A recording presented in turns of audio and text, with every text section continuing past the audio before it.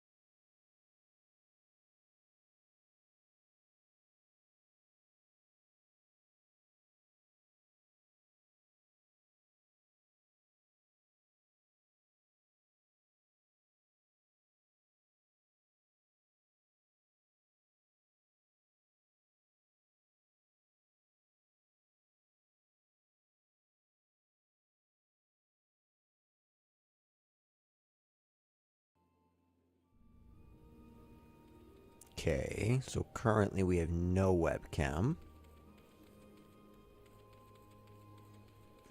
Let's see if I can deactivate it, reactivate it.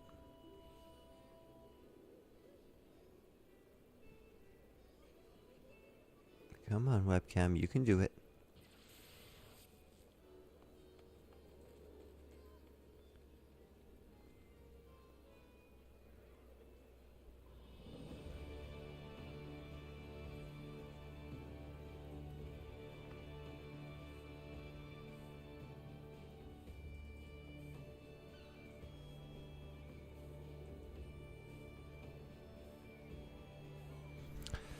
Very, very, very strange. Okay, what we will do then is we will simply have a stream where I'm just going to serenade you with my voice, audience. Oh, this crunchy, crunchy resonance that I have in my skull. It will be all yours, but you will not get my pretty, pretty face to visualize this silky smooth voice. I think maybe after the break, I'm going to just unplug my webcam for a little bit, give it a break. I don't know what's going on.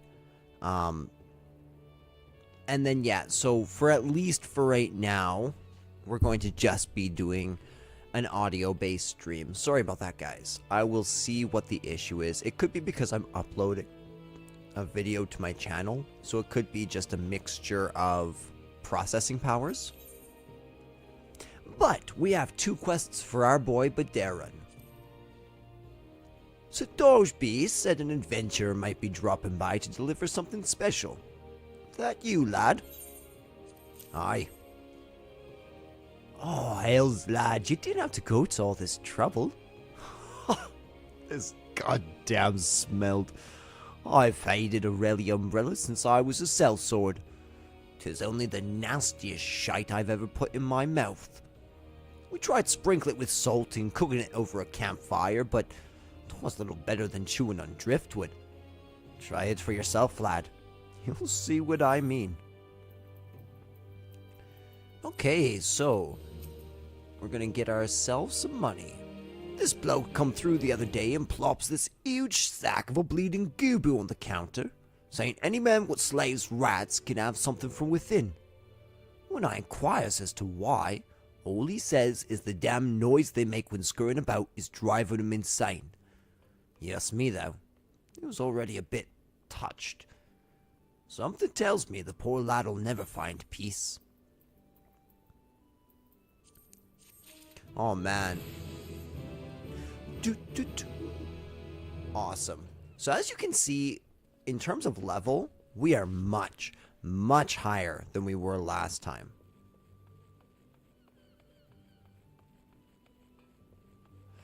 So part of the reason for this is you get this thing called the hunting log. And this hunting log gives you different marks that you can go out and explore the world and fight enemies as you do it. And it gives you 20 from all different all different portions of Lenosha. And as you can see, the rewards for experience are quite chunky. So, while we were away, I decided to get every single Lenoshan map filled out. Ooh. Except for Camp Overlook, apparently. So I haven't gotten to Outer Lenosha. Yeah. But all in all, we are doing pretty darn good.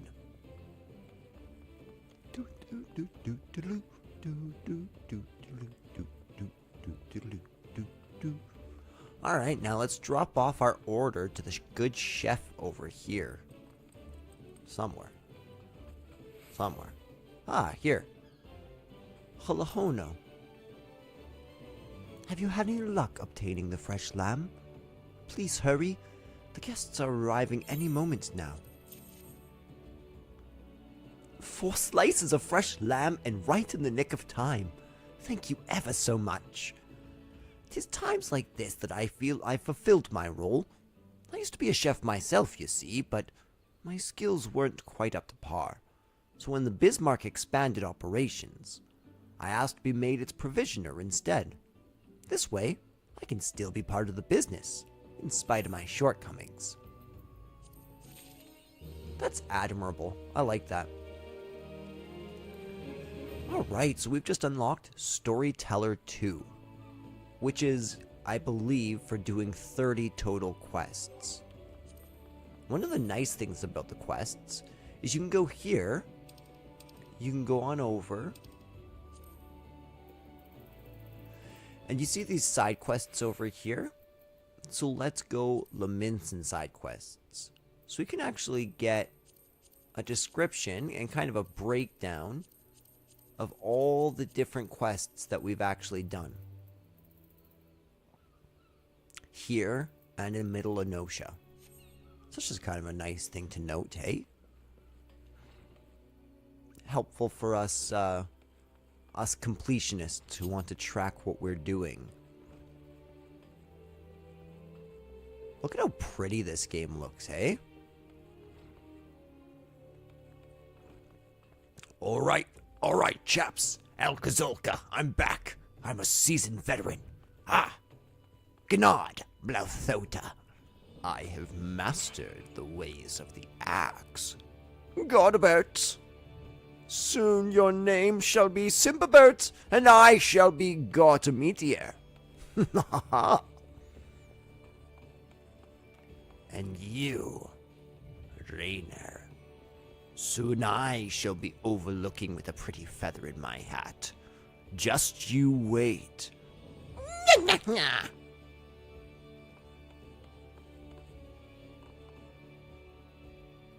Wernson, what say ye, mate? Has the trading loosened your muscles and focused your mind, meteor? An urgent request for help has arrived from the Red Rooster's stead, and I have chosen you to respond. It appears a hostile group of megalocrabs has unwittingly elected itself the next test of your prowess.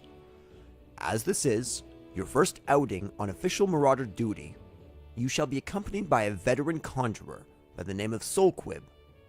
She awaits you on the floor below. May devastation follow in your wake. Thanks, Warrenson. Alright, let's get a third person. Zoom out a little bit so I can actually see what I'm doing.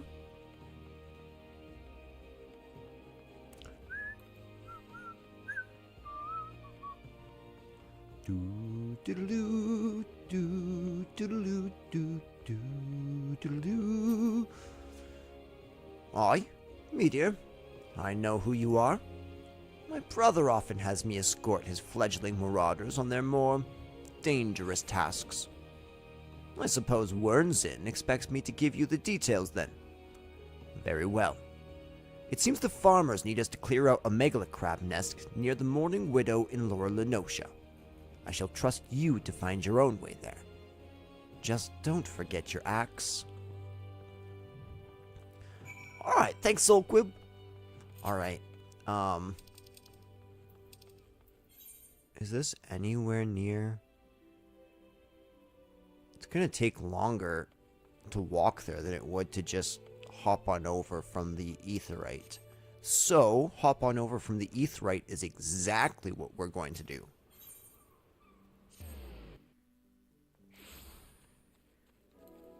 Because we can just come out this way. Ah, Lenosha. A land embraced by pirates and filled with the briny sea air and the squawks of seagulls. But this day, an adventurer steps foot into a stream to kill a toad.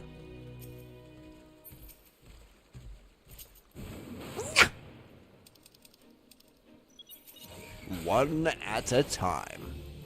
Come on, Cane Toad, you ain't got nothing on me. Nothing. You think I'm scared of you? Your leaps are nothing compared to your larger compatriots. Nothing!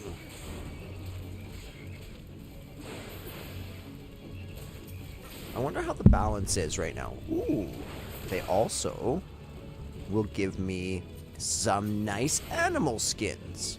I need animal skins. Lots of them. Because today we actually get to get all of our other quests, which is potentially my favorite thing about this game, is just getting all the different guilds, getting all the different classes, becoming this like ultra powerful weapons master, sort of like Furion from Final Fantasy II and his incarnation in Dissidia.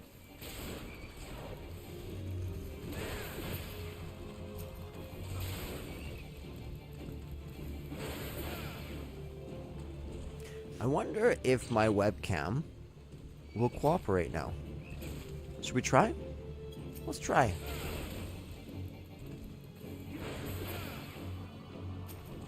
I have activated the webcam.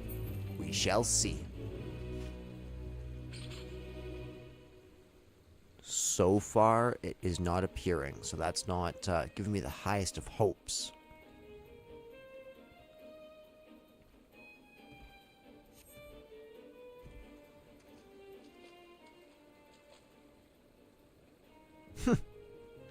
Looks as if nobody's home. Maybe they knew we were coming. Aid! I need aid!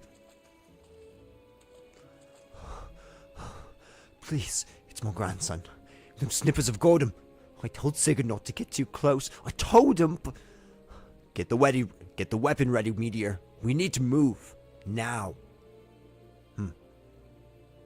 Why is this?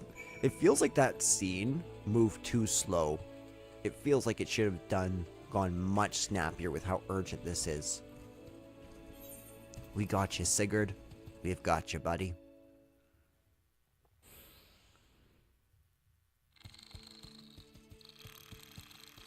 These things are terrifying. Ah! Bugger and shite! Get away from me, you bloody great bastard!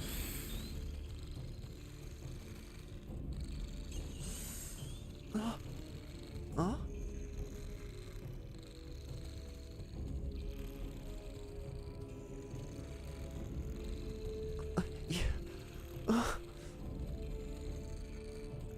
Alright, Megala Crabs. Let's do this.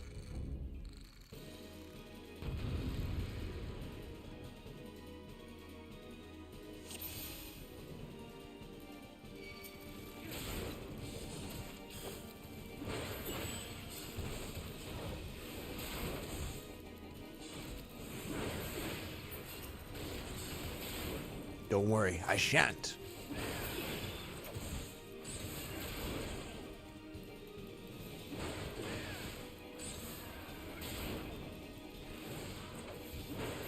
Stop it.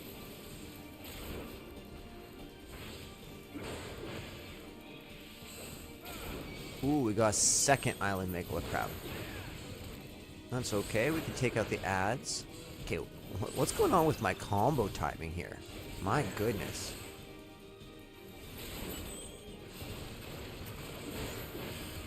Ooh, it's Silquib, the Enlightened.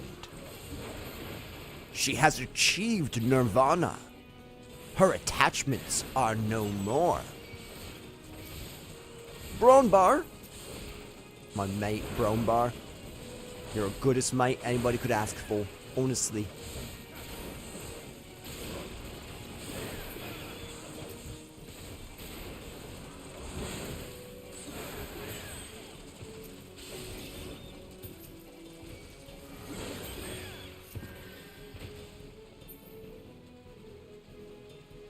Some of these bastards are harder than damn boulders. Agreed, Brombar. But we have a splitting axe. Yes, we do. Easy as pie. Thank you, mister. I thought I was dead, for sure. I can't even play outside no more, with all these scary monsters about. Me ma and me dad were both killed by some nasty bugger not so long ago. An aurochs, big as a mountain. But I bet you could beat it. Aye, make it pay for what it did to me, folks. You take it easy now, son. There's a whole guild full of strapping lads and lasses like Meteor here, who'd be glad to do just that. All you need is to head home with your grandpa. You let us worry about this big, nasty bugger.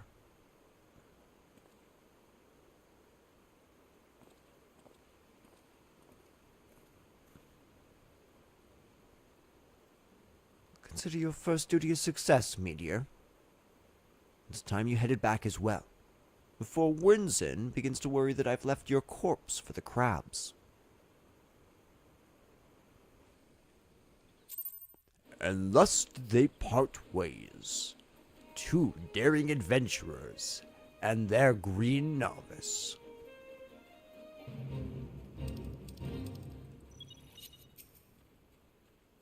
Kuchak. This is much better. So one of the settings that I changed in the menu is that whenever you're in a fate or a duty...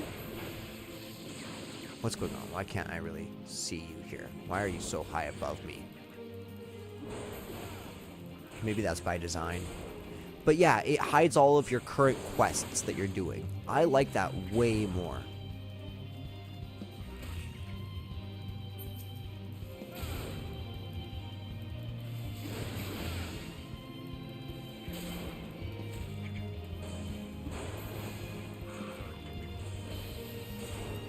There we go. So you can stun enemies sometimes. If they're about to use a big move like that, if you stun them in time, it stops them.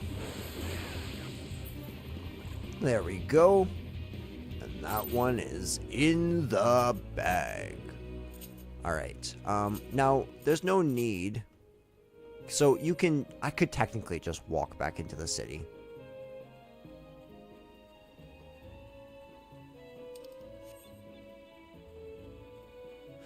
But I'm thinking maybe it would be wise to stop by Red Rooster's stead, because I actually have a quest to complete there. So, instead of letting this bird live, we shall kill 2 birds with 1 stone. And then I think after we get back to the guild, we'll talk to the guild master.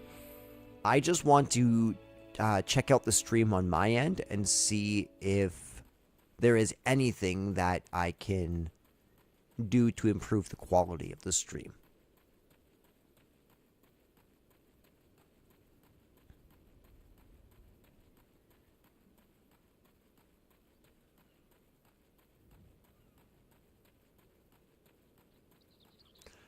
And here we are, from Cedarwood to the Red Rooster's stead. Ah, yes. I don't know why I keep on doing that voice. It's just so much fun. It's so very satisfying. Alright, so we haven't taken a lot of these quests simply because we haven't done the Lower Lenosha story yet. I swear, this is the last time I send that granddaughter of mine to fetch river toad livers. Why? These are the livers I asked for. I should have known better. And Krita has been dainty since she was a wee lass. I regret any trouble we've caused you. I heard that the New Worlders use fish livers as fertilizer, so I thought I'd give toad livers a try. The farmer can't be afraid to try new things. He must grow his knowledge just as he grows his crops. That's how this farm grew to be what it is. You do well to stick around and see. Well, thank you, sir, but maybe we'll come back and check out your farm after. For right now, I must return to the Limsa decks.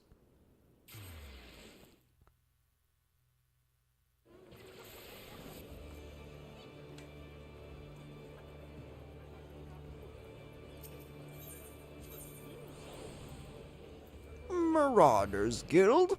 Marauders Guild.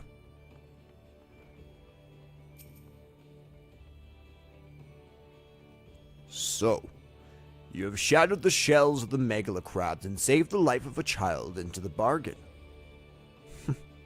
Thus does our violent craft prove its merit. Well done, Meteor. Though no longer a threat to the farmers, you should know that it is unusual for such crabs to be found so near the stead. By all accounts, the creatures were ousted from their usual feeding grounds by a more fierce beast. The beast of which I speak is a known terror in the lands of Lenosha, ever seeking to expand its territory. And that boy's parents were but 2 of the many victims to fall to its rampages. It is a threat that must be dealt with ere long. 2 thoughts of vengeance flit your mind, Meteor. Nurture those urges, but do not act upon them. This monstrosity is far beyond your present skills. If you would answer the lad's cry for revenge, then you must grow stronger. Become the raging behemoth this challenge demands.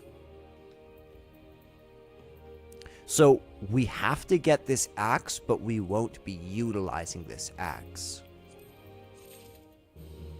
In fact,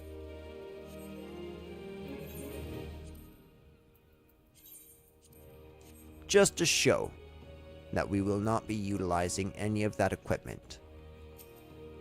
Okay. I'm going to try and unplug my webcam, check on my audio, see if it's relatively okay and see if I can get my webcam back up and running. I will talk to you all soon after I get my coffee. Be back in 5 minutes.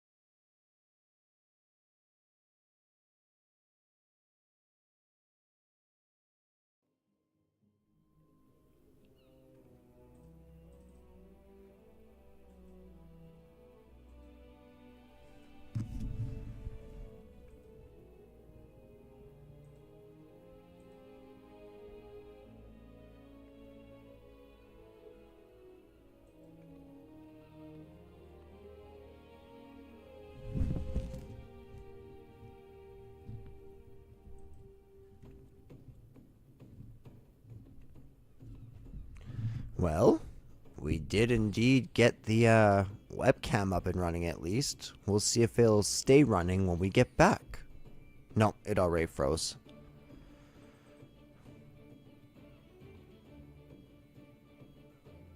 Awesome. That's very annoying.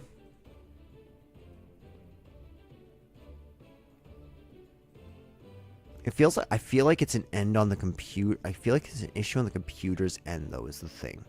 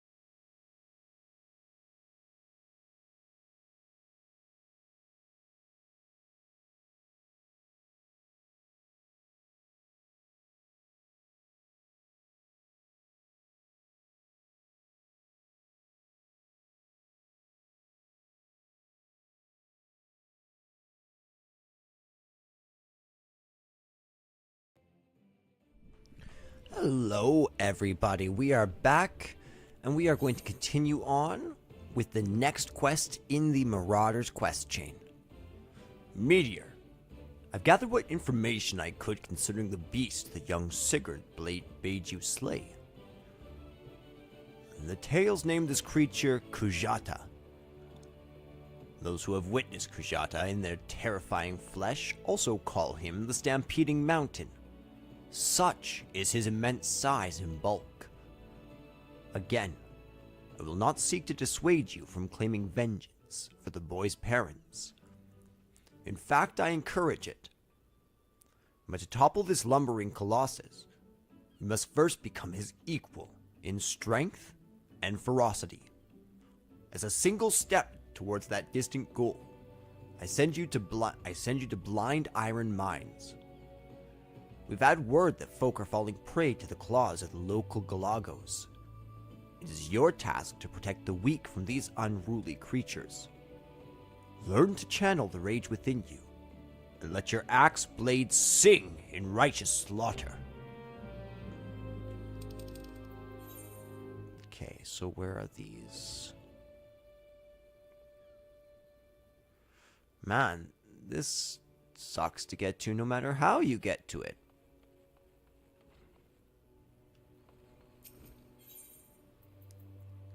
Let's head on over. There we go, to the lower end of Lenosha. We should also probably check...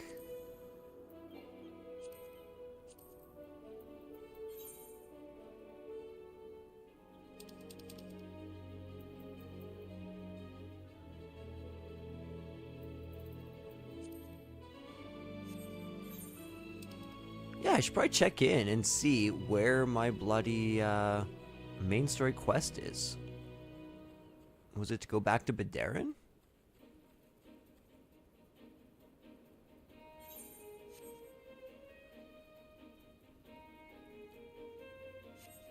Yeah, I'm gonna have to turn back on my as you can see, I've shut off the main story quest marker, and I might need to turn that back on.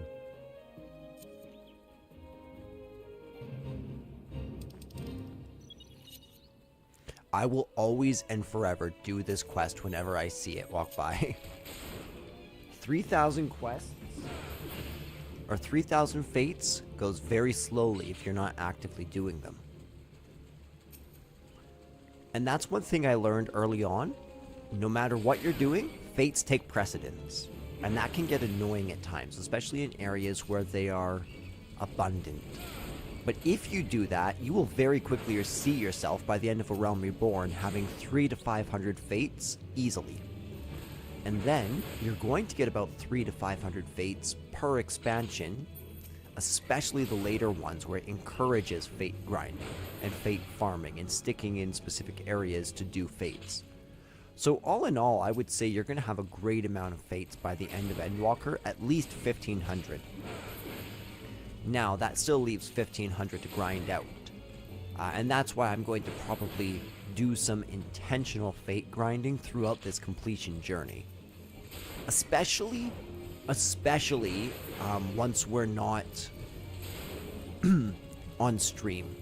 On stream's very likely going to be reserved for main story quest and all the stuff. Like this is on the way to a main story quest. So this counts for me.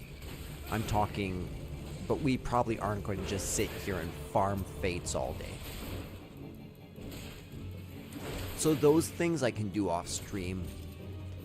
Stuff like the hunting log, again, stuff that's not that interesting. Crafting, a lot of crafting will be done on stream, but a lot of crafting I think will not be done on stream, just to expedite it. Because once you guys know what equipment I'm using, what rotation I'm using, and you know that I'm going to do these 10 recipes in the level 1 through 5, let's say, you know, what more do you need other than that? At that point, it's just extra labor to watch me do it, and it will be extra labor to me to come up with good commentary. So we'll craft what we need, and then the completion logs or crafting everything off screen crafting everything will very likely be done mainly off stream.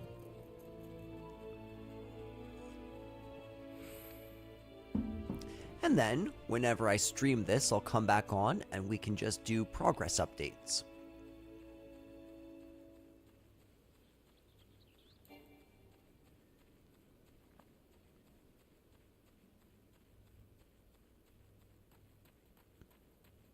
I wonder what type of fate this is.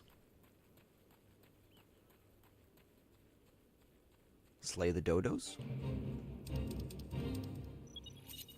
Not slay the dodos. Slay the kobolds.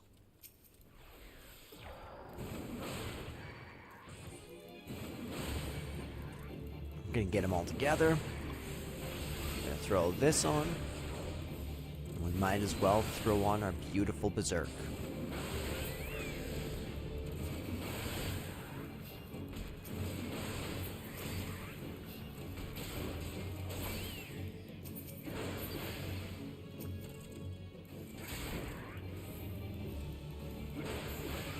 So these are the kobolds which are trying to summon Titan, which don't really care for good relationships with the human tribes. Because we do know that there are beastmen who are actually legitimately trying to uphold the treaties that Lenosha made with not only the kobolds but also the seabacks, as well as the other nations.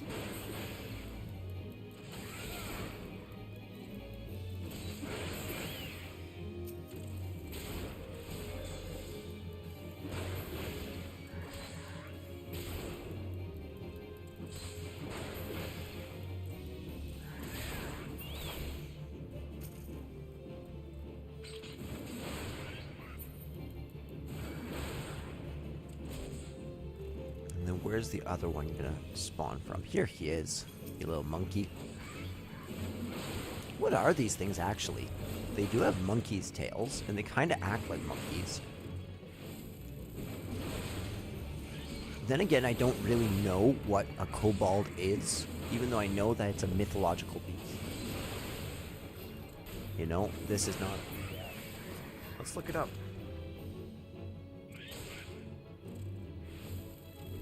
What is a kobold, Google?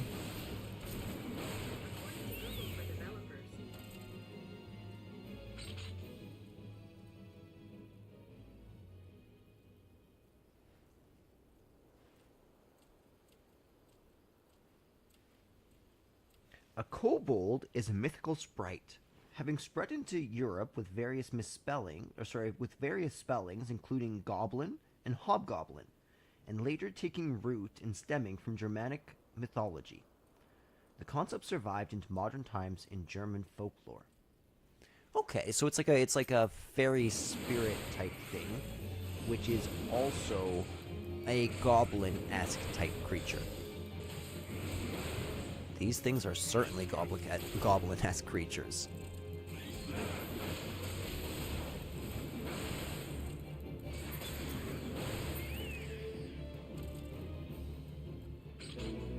Nice.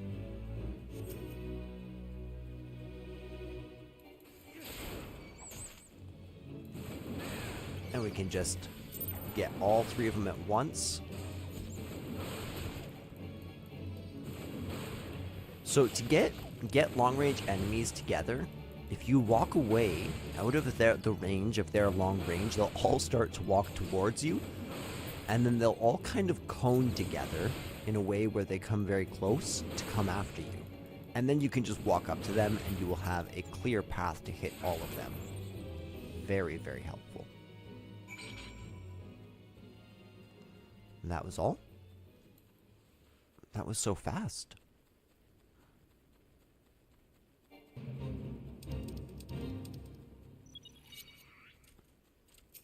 Ah, there you are.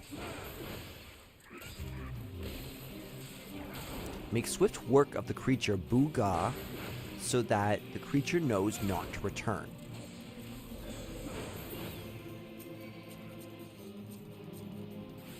Okay. Okay, so that's Booga right there.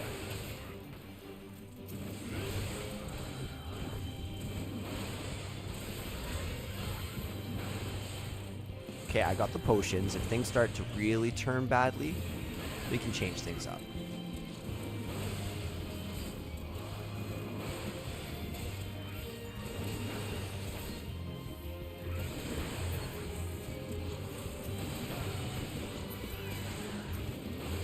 My UI is almost perfect, but I still need to do some playing around with it.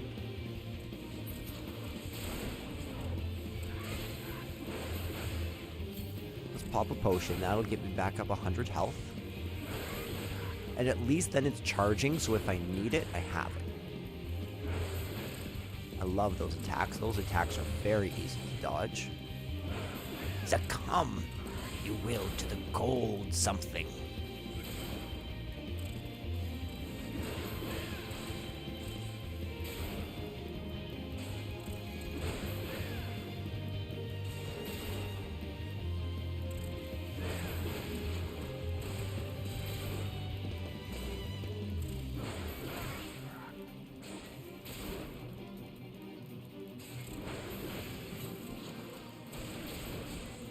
There, we shouldn't need to use any other potions unless we walk into a big damage. Like that. Like an overpower. But I don't think we will. Something tells me that we're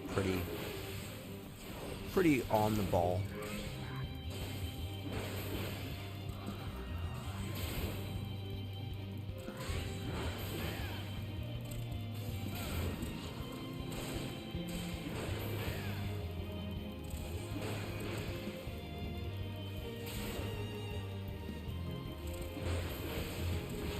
It's just a war of attrition, Goblin Boy. I'm gonna send you back to Outer Lenosha.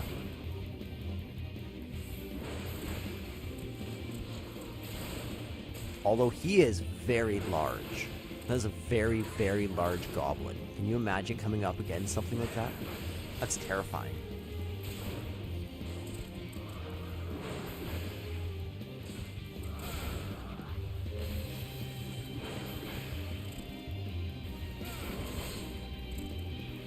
Just a little bit more. We're just about there. So close. Boom. Thank you.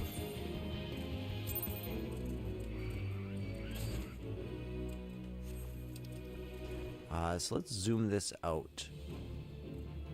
Okay. And so this would lead us to middle, I'm assuming. And that would lead us right back to Lenosha. We might as well tackle this fate on the way.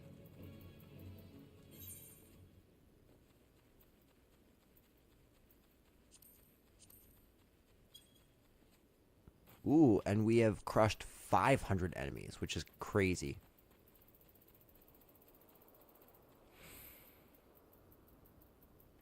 Okay, yeah, this is all good. Date with Destiny.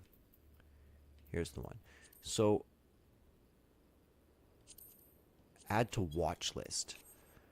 The reason I did that is because then whenever I go watch list, I can check in on how many fates we've done. We have completed 32 already. Now, 32 doesn't sound like a whole lot, but that's 1%. And we haven't been playing for that long, all things considered.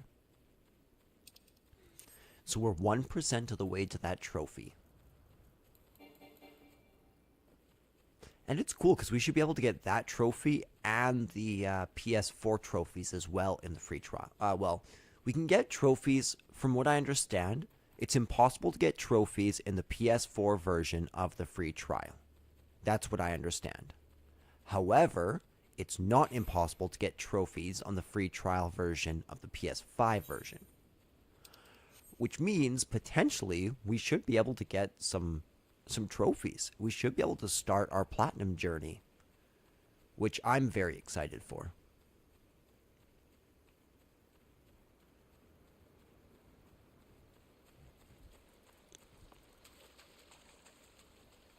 I'm gonna have to move my health, I think. I do like it where it is, but it ends up getting blocked by the names of my... I actually wonder.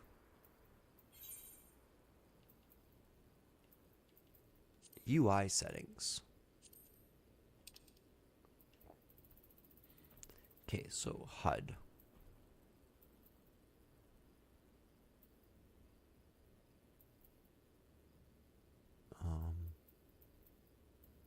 Display active help windows.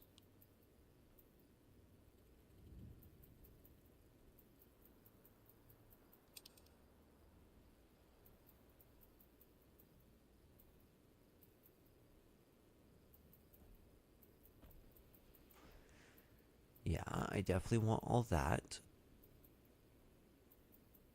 Display the limit gauge.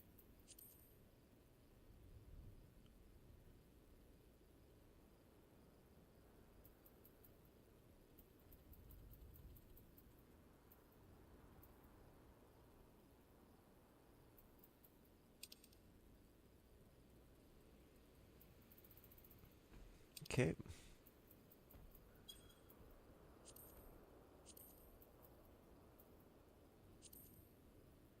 Yeah, we do I want that? Yes, I want that.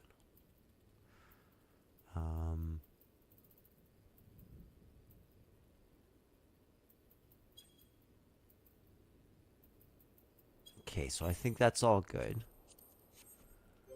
So no, I don't think there is a way to...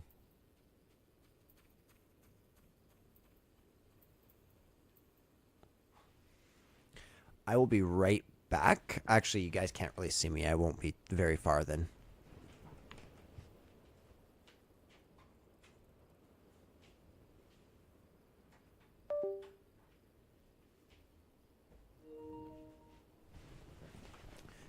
There we go. Now I have a mouse, which will help me adjust some of this. Not make it quite so terrible.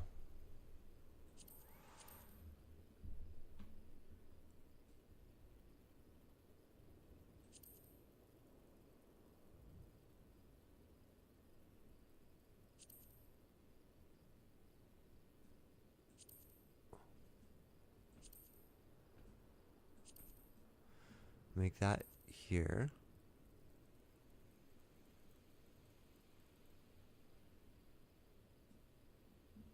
Let's move this over just a little bit so it's not interfering with that, because I can tell that the enemy list is going to need to come out a little bit. That stuff's working for me down there. Yeah, server info needs to come out a little bit to look nice. Where's the target bar? There's the target bar. I haven't noticed any issues. Okay, let's come out of this.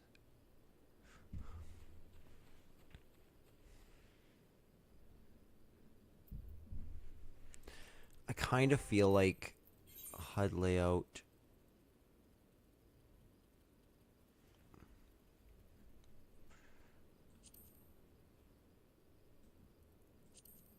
Let's see. We're just going to try something.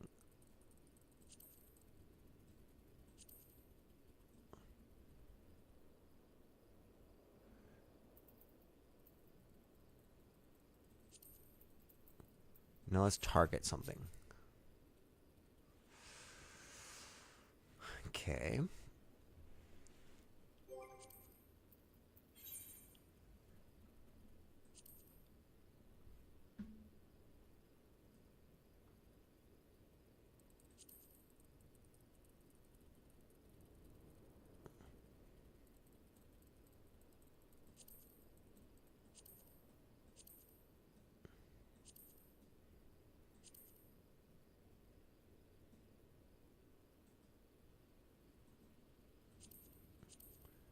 Okay, let's move enemy list.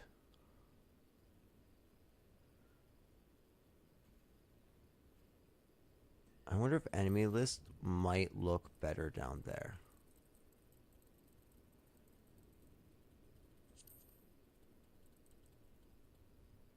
And then that can go there. That can be moved back up. Okay. Now, are there any issues with this?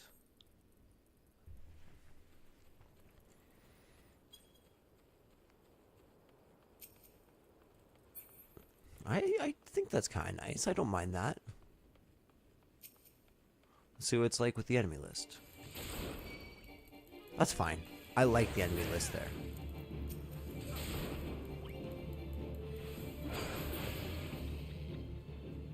Theoretically, my target bar is a little strange being down there, but I'm kind of okay with that. Personally. We might have to fix some of the jankiness as I'm making what I call the perfect HUD, but we will. We will get the perfect HUD. It's just like the perfect hotbars. It's all just trial and error and personal preference.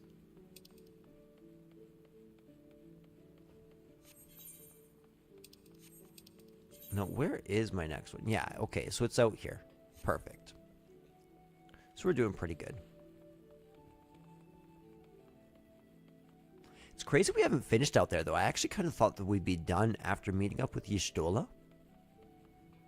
I kind of thought we'd be done out at Summerford.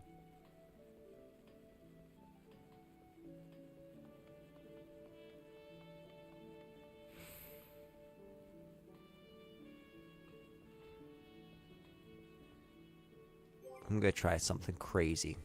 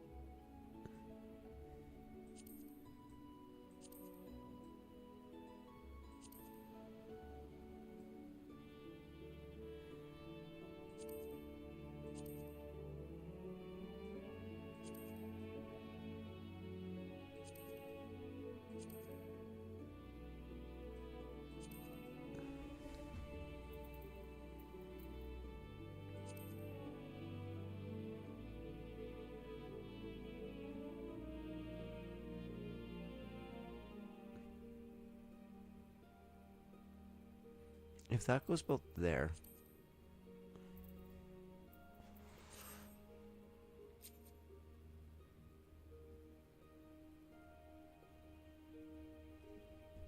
It does bug... Sorry, guys. We're just built there, I swear.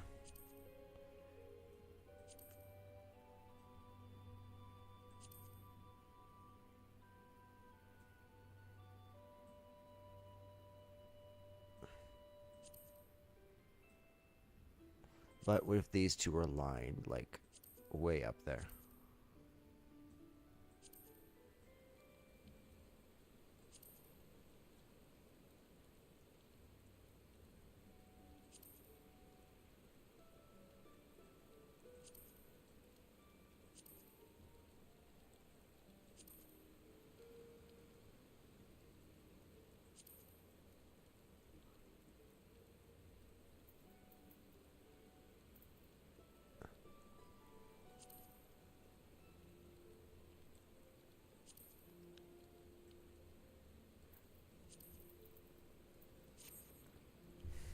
I think that looks nice, honestly. Okay, let's go talk to our buddy Warrenson. And then we gotta get moving, because we have not accomplished a whole lot in our hour-long stream so far. Welcome back, Meteor. Your actions have saved many from needless injury and anguish. But though your efforts are to be commended, there is yet much work to be done. Kujata, the object of your vengeance, has trampled a farmer's wagon as he thundered through the fields of Tiller's Rest.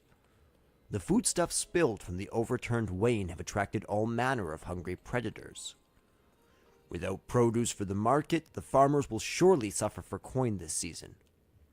Your duty is thus clear. Put down these rapacious scavengers and preserve the cargo. Okay, where are they? Middle Enosia.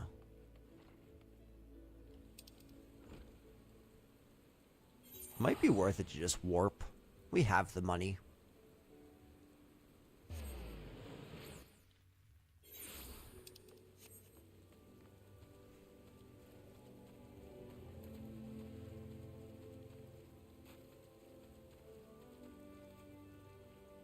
Jump on down here.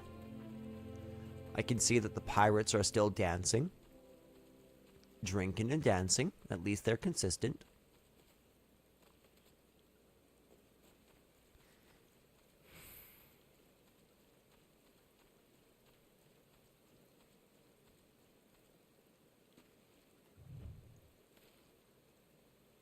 Squapes.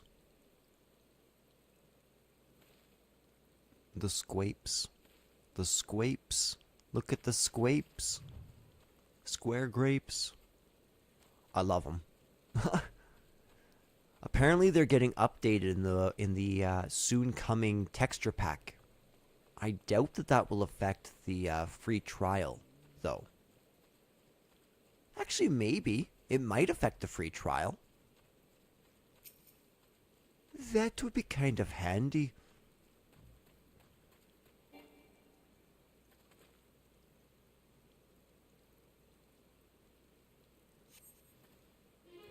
The Plane Strider. All right, Raptor Boy. It's time to face up. We're going to give you a little bit of that. What do you think of that, hmm?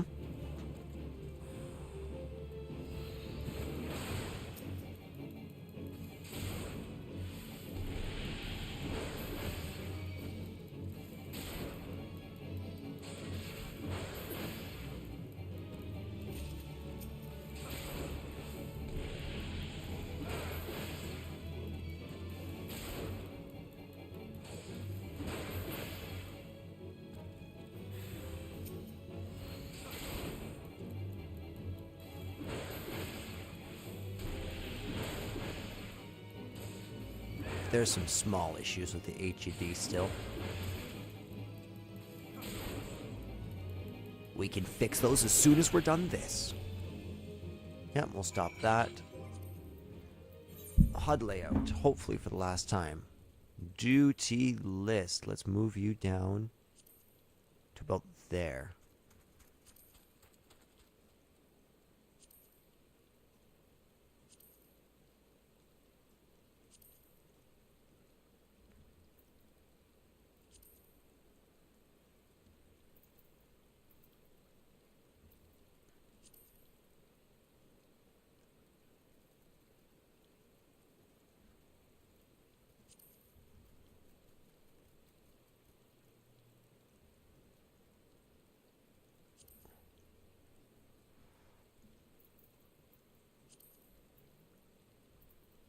Okay, so one thing that might not be a bad idea.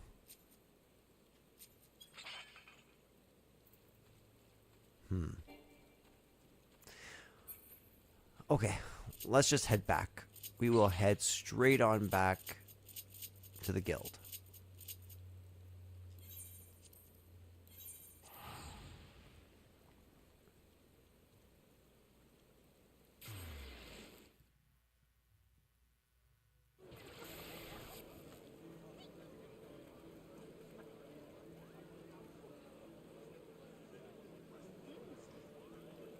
Okay. It's warp. I know.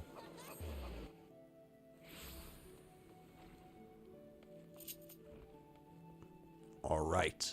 We're back, Wernzen. Once again, your capacity for carnage has been tested and proven. The creatures you defeated, however, were merely some of the many base scavengers that subsist on the scraps left in the wake of Kujata's rampages. To face Kujata himself, you yet require far more training. But do not despair, Meteor. As Axemaster and fellow Marauder, this I swear, I will not rest until I have taught you how to wring every last ounce of power from your weapon.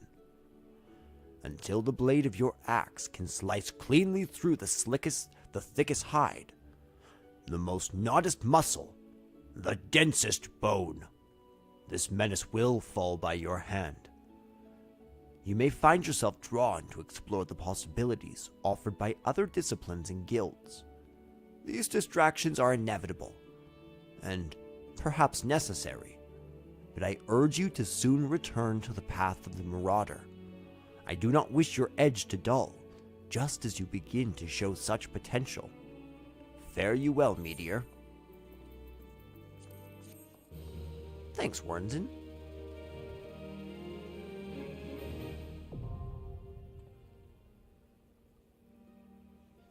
You now have access to the armory system. Quests to unlock the other classes can be undertaken by speaking to the receptionist at the corresponding guilds. And, of course, we can continue on with our story. I see you've been diligent in your training. You need not tell me in words. It shows in your bearing, in your unwavering gaze. It is time for you to once more lift your axe in service to the guild. There have been reports of a sizable creature roaming the outskirts of Aleport in western Lenosha. This monster is no Kujata, but the threat it presents to the locals is nonetheless sufficient to warrant our attention. It should also prove a worthy foe to test your burgeoning prowess. How to find this beast? Well, I'm fortunate enough to count among my acquaintances a veteran hunter, an archer by the name of Reinfried. He took up residence in Aleport some years ago, and will gladly aid you in this task. With Reinfried's assistance, you're to track down this prowling danger, and provide it swift and bloody passage to the afterlife. May your axe swing true. Oh, that'll be easy. This is one of the reasons I'm super glad that I actually went around and unlocked all these aetherites, because it makes a much snappier stream when we can just warp from one area to the next and already have them be somewhat explored.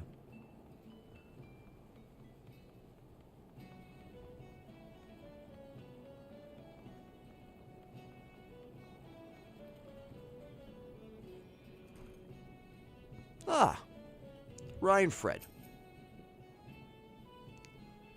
One of Wesen's boys, are ye?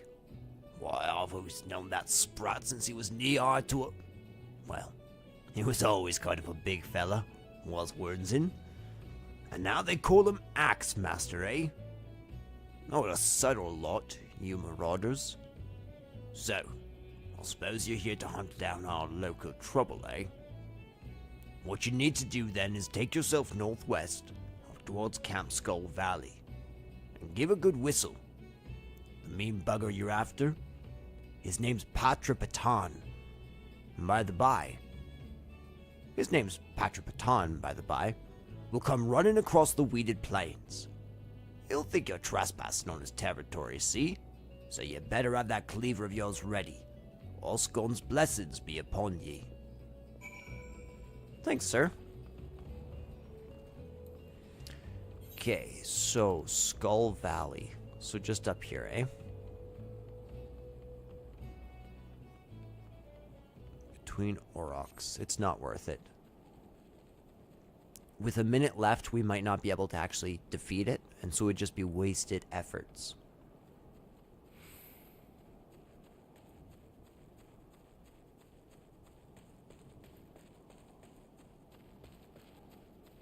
That's so pretty.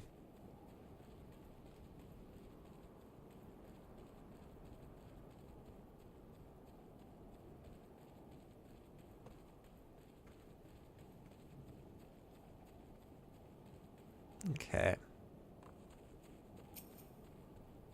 That's the Rothlit Pelican. And our destination.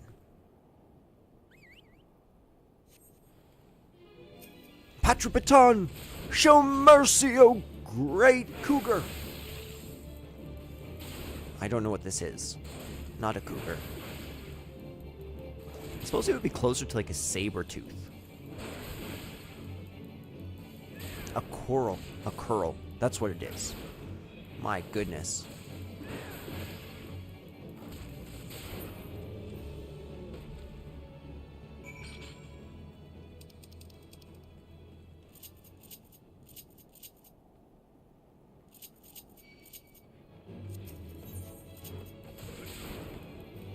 Should be nice and easy. I don't know why this bird dares challenge me.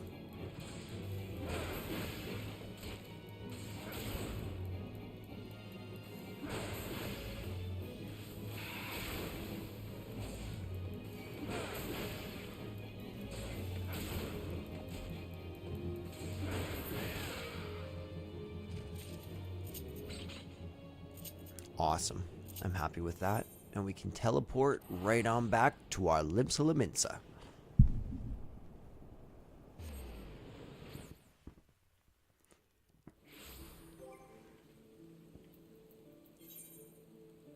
Again, Cloud Axe, we could use that, but we're going to discard.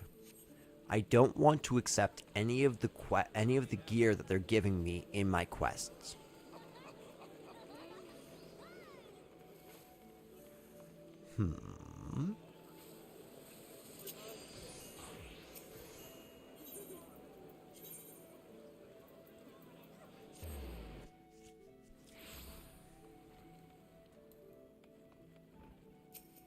Alright, we're back. I've been in contact with Rhinefred, and he had naught but praise for you, Meteor.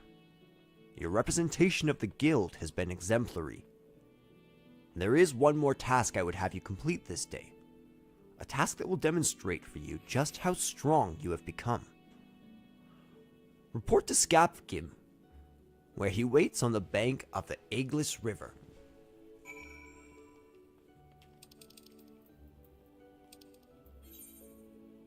Okay. That one should be super simple to just...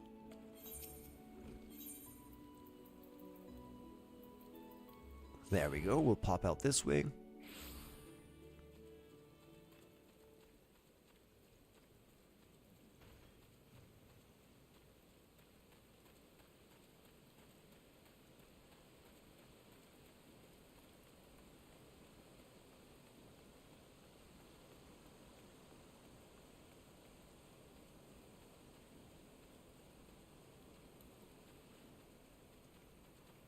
It's so quiet out here right now. I wonder why it's so quiet.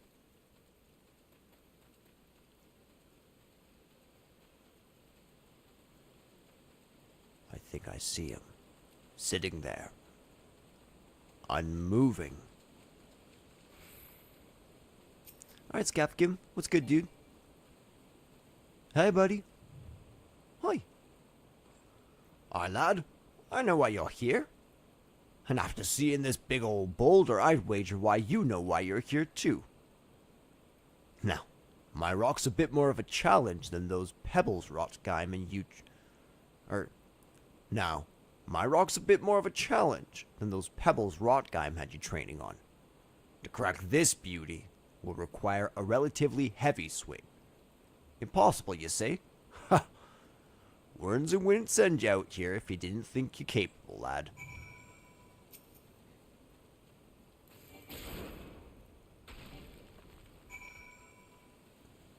Easy as pie. Ha! Would you look at that? And on your first attempt, too. Well, I guess it's back to the Axe Master for you. Aye, let's do just that.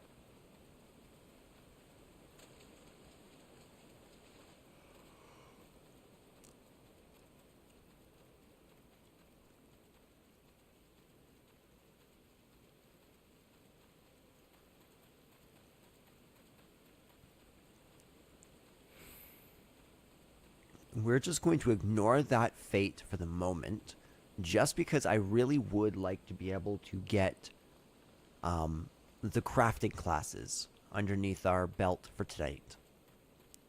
And then we just have to push through the MSQ as fast as we possibly can, so that we can hopefully get chocobos and access to the other two city-states, so we can get all three gathering classes.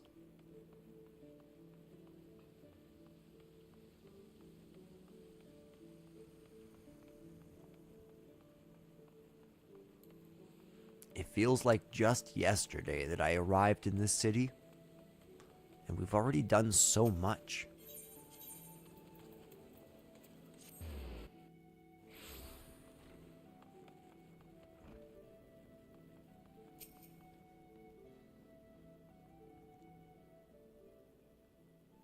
I knew you would return before long.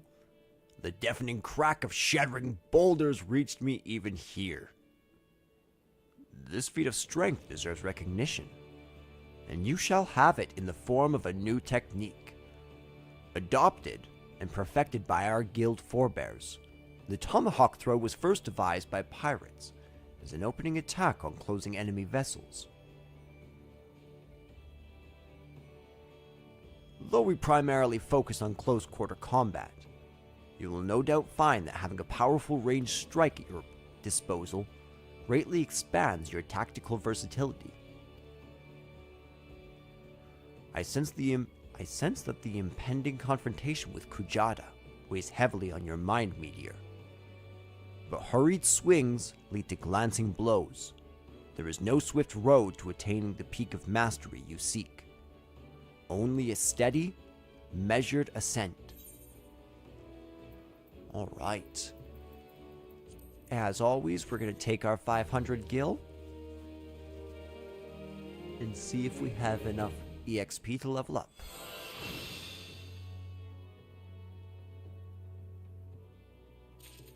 Not quite.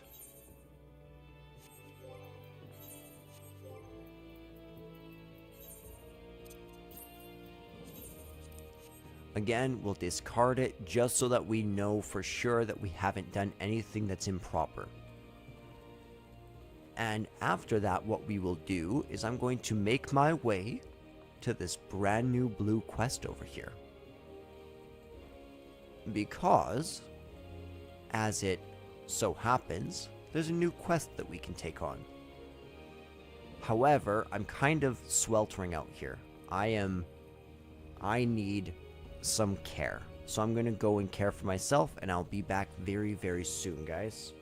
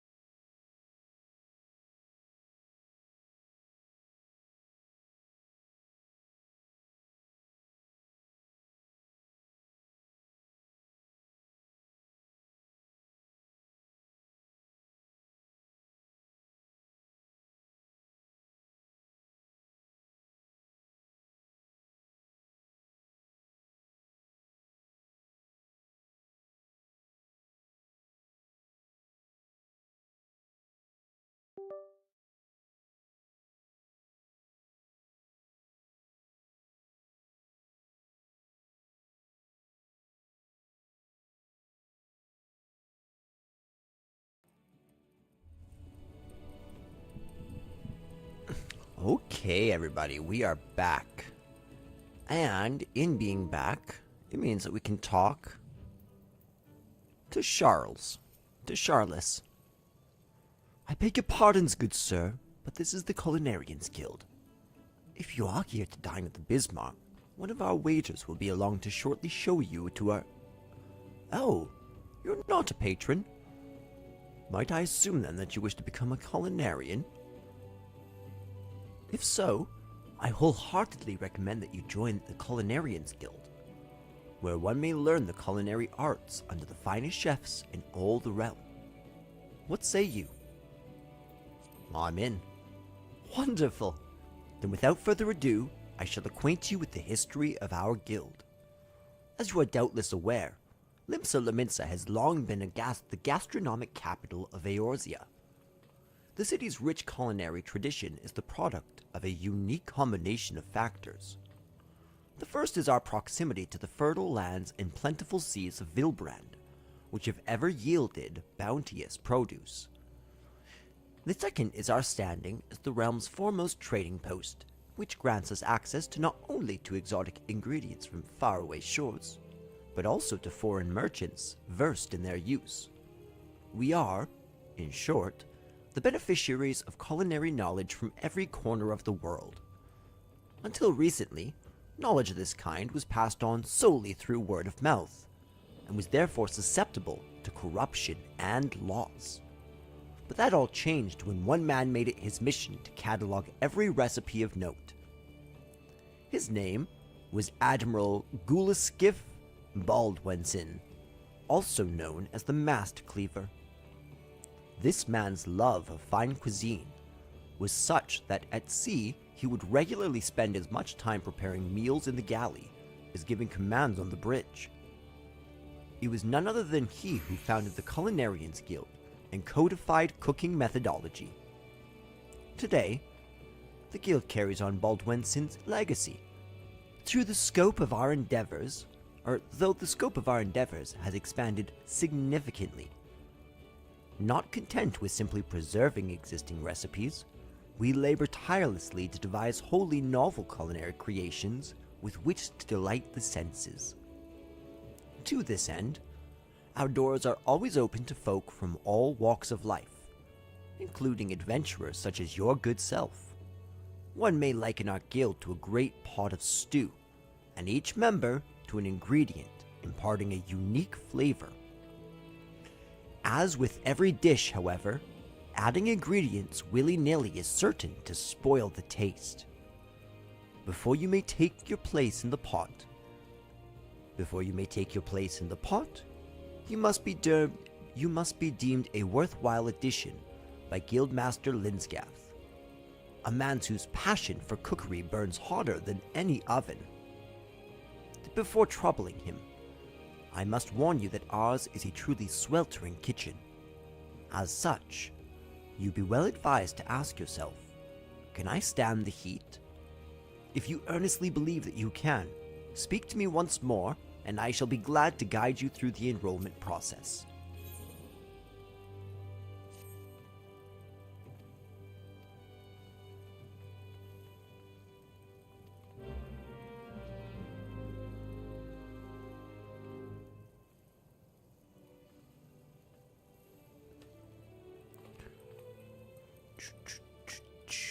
Here he is, Sir Linsgath. Well met, venturer. I take it you want to join our guild. Let's have a good look at you, then. Bah! What's an underfed whelp like you know about cooking? Judging by them scrawny arms of yours, you'd struggle to lift a spoon, never mind a skillet.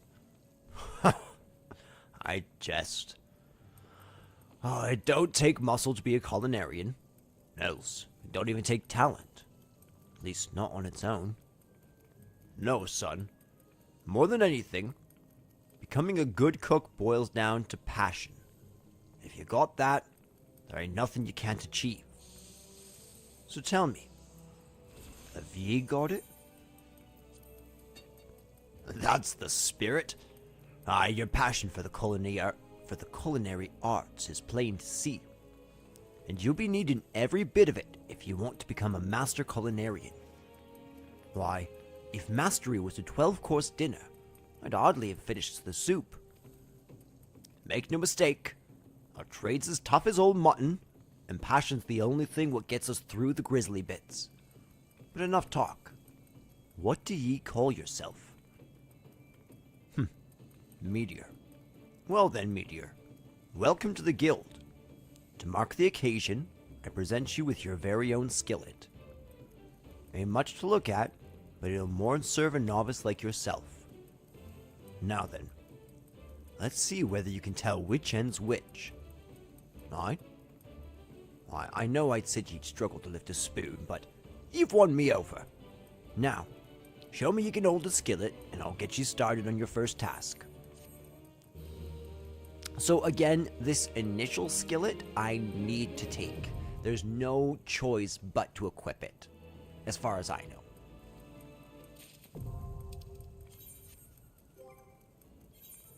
At least not if I want to continue on with this whole process.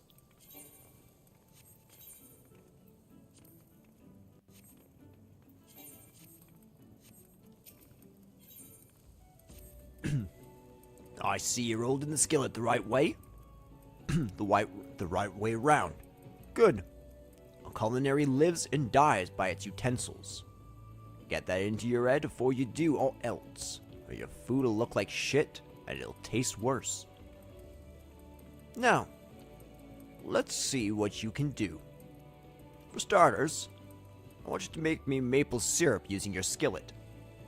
The recipe's as simple as they come. You only need two things, maple sap and a fire shard. Jossie sells sap over at the guild counter. Now, time's a-wasting, so get to work.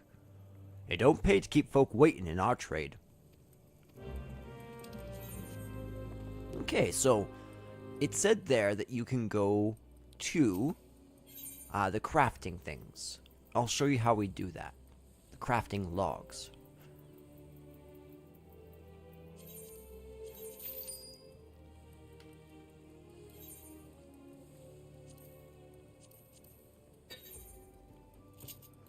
And we're just gonna cook her up. Just like that. And suddenly, we have a level 2 culinarian. What in the 7 hells are you waiting for? I told you to make me maple syrup, didn't I?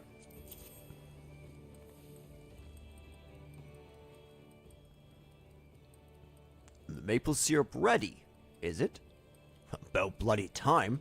Let's see how it tastes then. Oh, this ain't bad. Flavor's alright. Consistency's nearly there.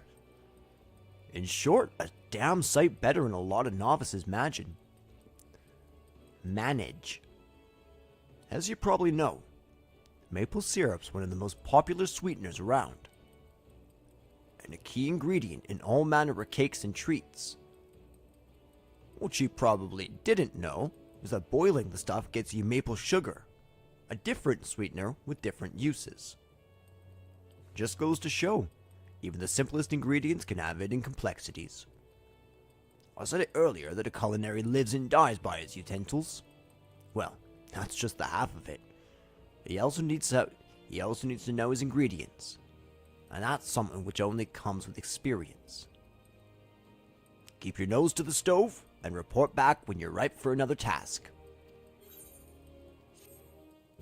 Nice. So, we've completed our first quest and we've unlocked our first crafting class. We are a level 3 culinarian. Now, actually we'll go 5. Character.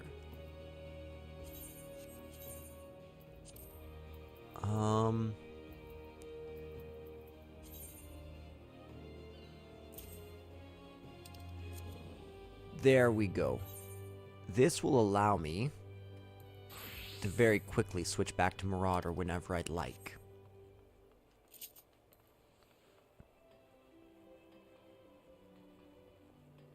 I feel stronger already. I have the power to cook. I will travel the world. I will gather the greatest recipes, and I will be the greatest chef that ever existed. But in the meantime, I must go to where I'm truly called. At the Armorers Guild. And the Blacksmiths Guild. Because, my goodness, do I want to get out of this, out of this equipment.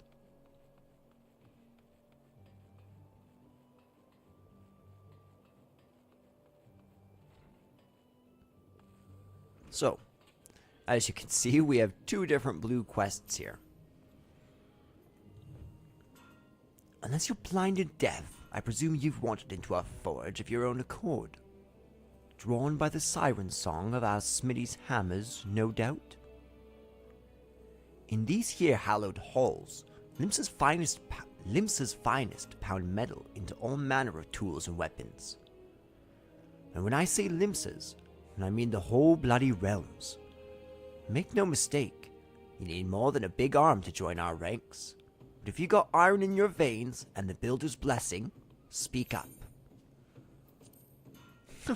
You're not short on confidence. But do you truly know what you're getting yourself into here, lad? Ours is a trade born of blood and brine. For as long as pirates have sailed the Rotano, Smitties have forged their weapons and fitted out their ships from keel to cannon. Course, till sea swallows all, ain't just an idle saying. For I don't eat through even the stoutest iron given time. And our forebears long struggled to forge more rust-resistant alloys. Lucky for us, the Smitties of Eld were a determined bunch, and clever too. So when they learned that the kobolds knew something of advanced metallurgy, the Smitties set out to make it their own. Thanks to the kobolds' wisdom, which they generously gifted us with only the merest hint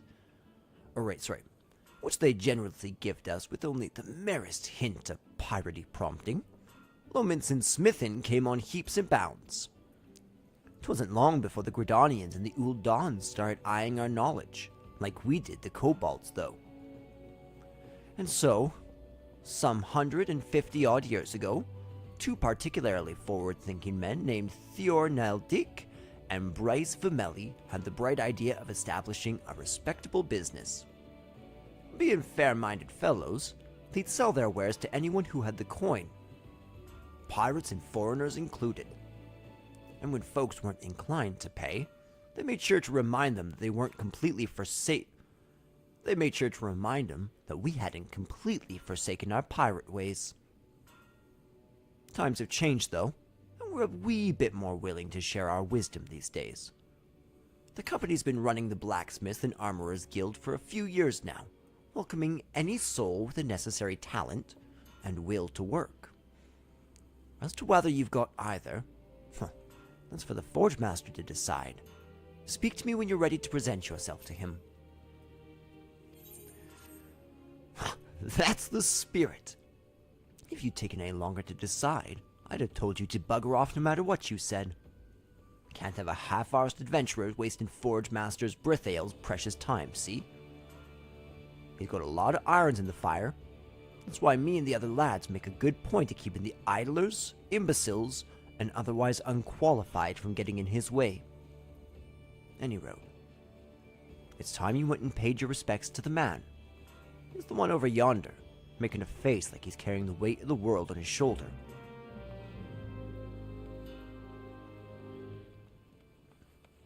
Alright, let's meet our guild master, Brithale. About time Randwolf sent me a new recruit. It's been too long. Brithale, Forge Master of the Blacksmiths Guild. If you're aiming to become a smithy with the name, it would be my great pleasure to educate you on the finer points of the craft. The rest of these sour-faced bastards will tell you it's hard, grueling work, fit only for the best and the brightest. But I say, put a hammer in the hands of the willing and see what happens. What'd you say then, lad? Will you swing a hammer for old Brithale? Ha! I knew I liked you the moment I set eyes on you. What did you say your name was again? Meteor Lux. A name fit for a hero if ever I heard one. In fact, I reckon I did hear it in a bard's song once. Or was it that poor sod cursing in his cups at the wench? Bah.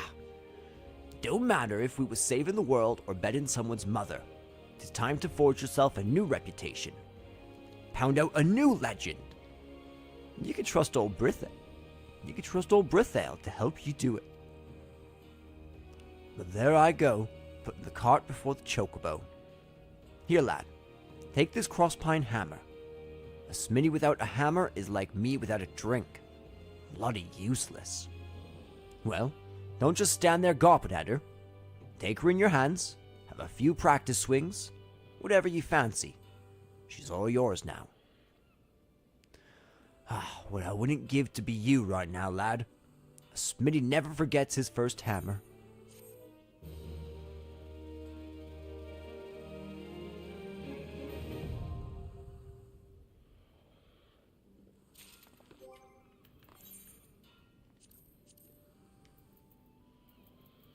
Okay. Character. Crosspine hammer. List. Add. Move up.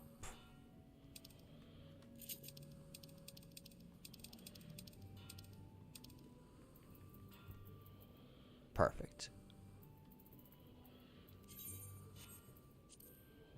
There we go. All right. So, should we start our first quest with him? Now that there is a beautiful sight.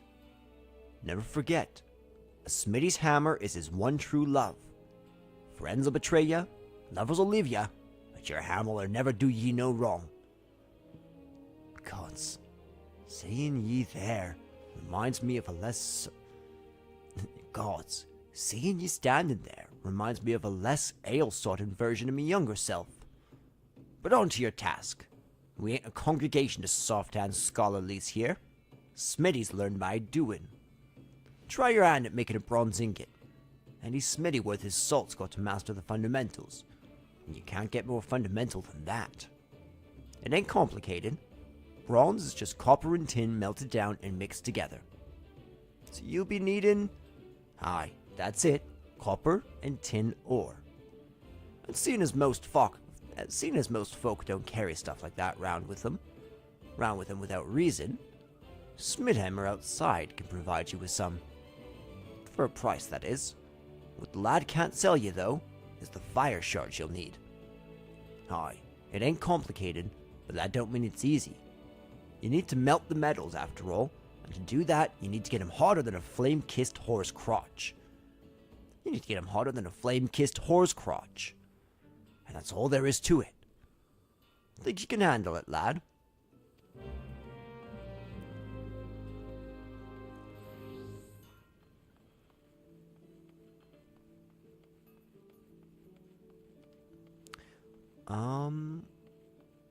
Here's Hananza. Here's Smeeder.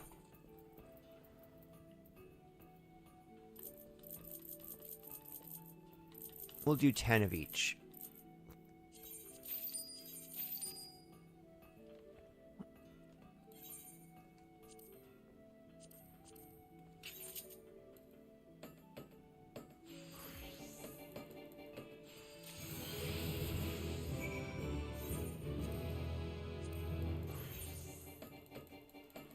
Might as well get a couple.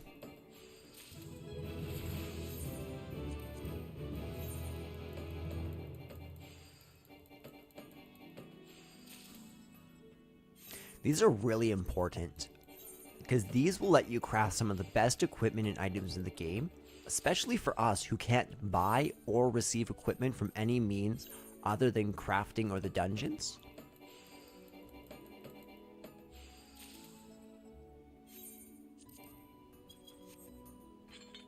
Perfect.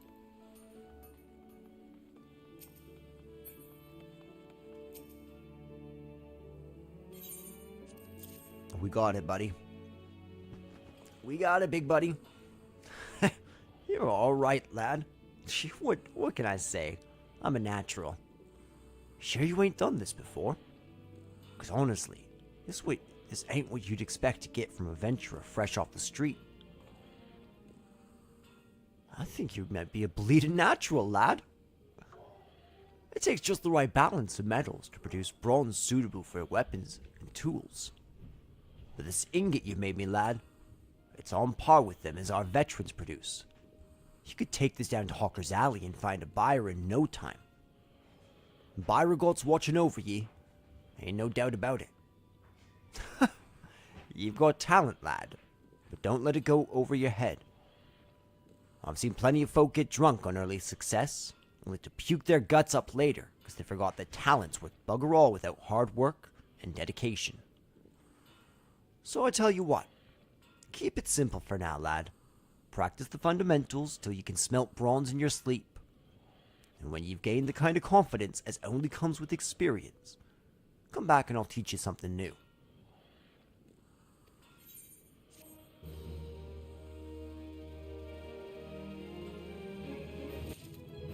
Cool. So that's helpful. Now we can start on with our next. This girl looks like Samus from the back. Sound of hammering bring you in from the streets, did it, lad? It's well that you find the din inviting, for the Armorer's Guild is not the place for quiet reverie. It was the clangor of metal striking metal is music to your ears, mayhaps the spirit of a shipwright. I can't read, I swear. Are you of a mind to join our guild? Take it from me, lad. There's no greater joy than working a shapeless lump of iron into a shining breastplate with your own hands. What say you then? Well said, lad. Now we should cover a bit of guild history. The armorer's craft is an offshoot of blacksmithing. Time was when armorers and smithies were one and the same. But as the years trickled by, the techniques for working sheet metal into armor plates became a specialized trade, and the smithies who showed uncommon skill and passion for this trade earned themselves the title of armorer.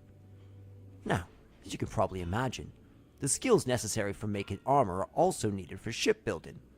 But building ships is a bit harder than knocking out simple helms, which led these armorers, who were good enough to work on boats, to claim the title as shipwright. Of course, it was one thing calling armorers blacksmiths and shipwrights armorers, but it was quite another calling shipwrights blacksmiths, because building a ship and making a hatchet couldn't be more different. It seemed as though a line needed drawn, and seeing as how Lominsans was built on the strength of her navy, you can imagine why the armorers chose to cut their ties with the smithies and establish a guild of their own. As for the smithies, well, the whole notion of an independent armorers guild never did sit well with them. There's been a fair old rivalry between our two factions ever since. Always trying to outdo the other, are we? Which is why we're ever on the lookout for new talent to help us keep the smithy bastards in their place. All you need to do is impress the Forge Master, and we can start you on your training. Be warned, Forge Master Hananza's tongue could strip the scales off a fishback at 40 paces. Saying that, you will ever find a fairer mistress this side of the Strait of Merelther. Let me know when you've mustered the courage to speak with her, and I'll see to the rest. Aye, it's made up.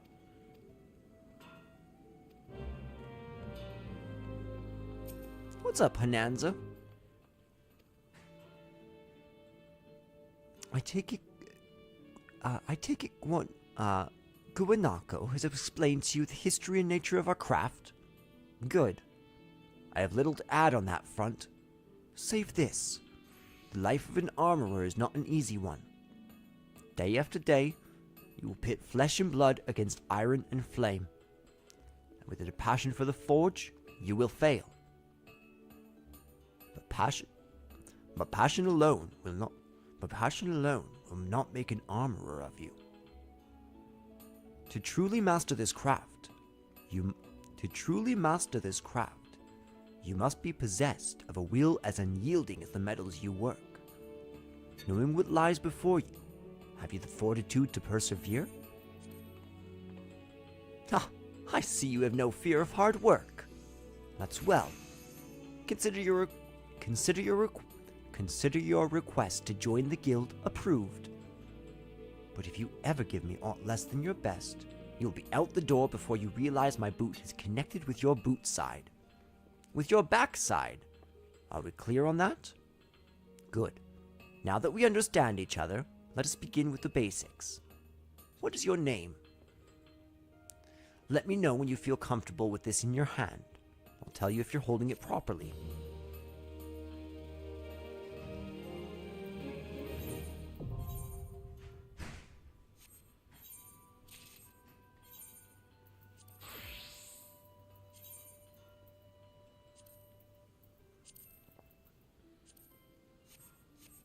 Perfect. Do you have another quest for us? Ah, yes. If I didn't know better, I'd think you were an armorer, meteor. Of course, I do know better. Until you craft me something with that hammer of yours, you'll look like a babe with a rattle to me, and I've no intention of mothering you. Make no mistake, I mean to shape you into an artisan, however hard I have to pound. Save your sweat for the forge, lad. I don't expect you to fashion full suits of plate on your first day. Just pay close attention to my instructions, be diligent in your work, and the skill will come in due time. Now, let's be about your first lesson, shall we?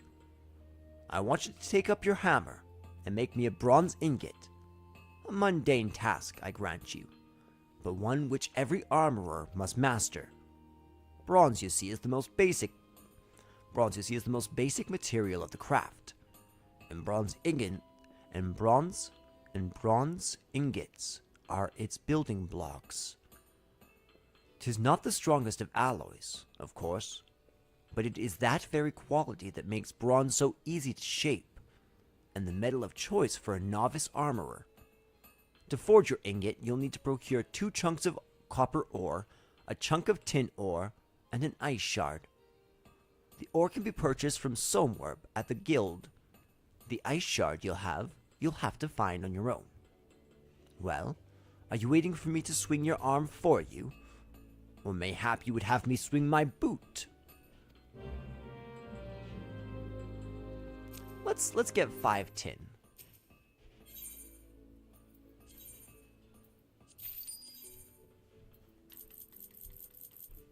I meant iron.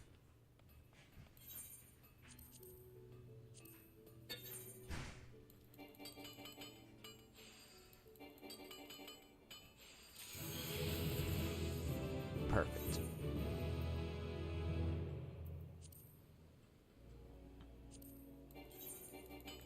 I think I just accidentally grabbed iron ore. Okay, yeah. Bloody brilliant.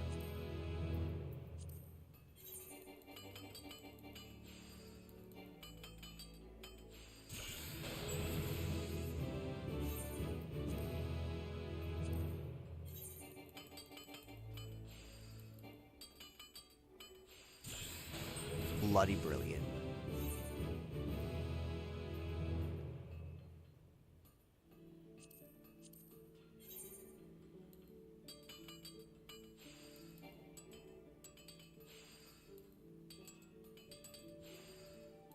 We'll see if this works. It did not work, but that's okay.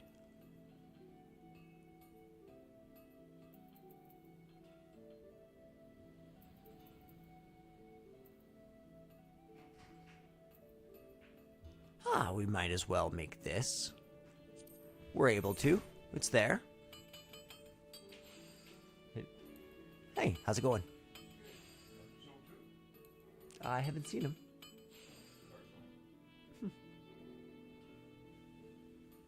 He might just be in the bathroom or something.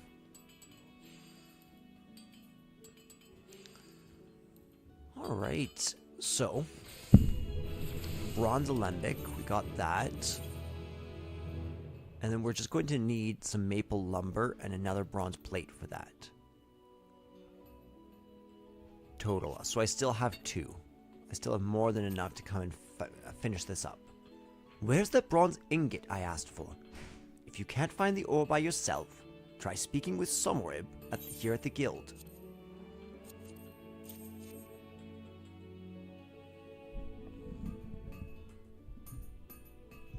Completed your first task, have you? Well then, let's have a look at this ingot.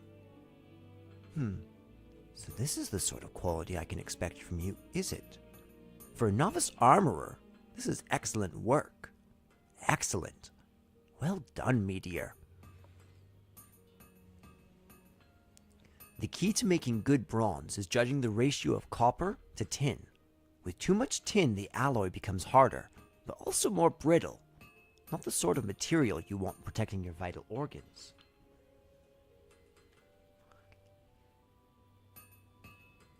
Lest you forget, quality is a matter of life and death in our craft. That is why we teach our initiates the ideal metallurgic compositions of every item we forge. Not that all are quick to learn. There are some who seem destined to procure mediocre results. However, painstakingly the processes are explained. Thank the builder, you are not one of them. I'm pleased to say that your ingot would fetch a decent price in the markets. But do not let this first success make you complacent. A single bad helm will lose you more trust than 100 good ones will win. Because bad armor means dead men. It is not enough that your work be good. It must needs be consistently good. And achieving that consistency requires discipline and long hours of crafting the same item over and over, again and again. For you, this means a mountain of bronze ingots. Bronze ingots in your dreams. Bronze ingots until the process is so ingrained that you wake up and find that your pillow is an ingot you made in your sleep. When you feel you've learned all that you can from forging bronze ingots, seek me out, and I will find you something else to craft. May the builder guide your hand, Meteor. Technically, I can continue on with this quest, but let's not.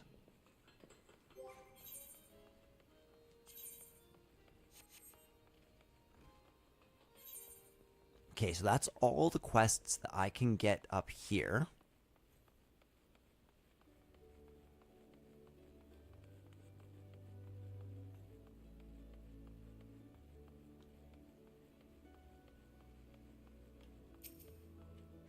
There are more guilds in Limsa, though.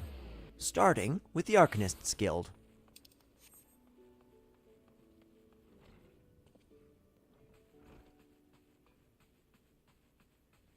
Which we will apply for once I get back. Again, I just need to grab a coffee, rest my voice.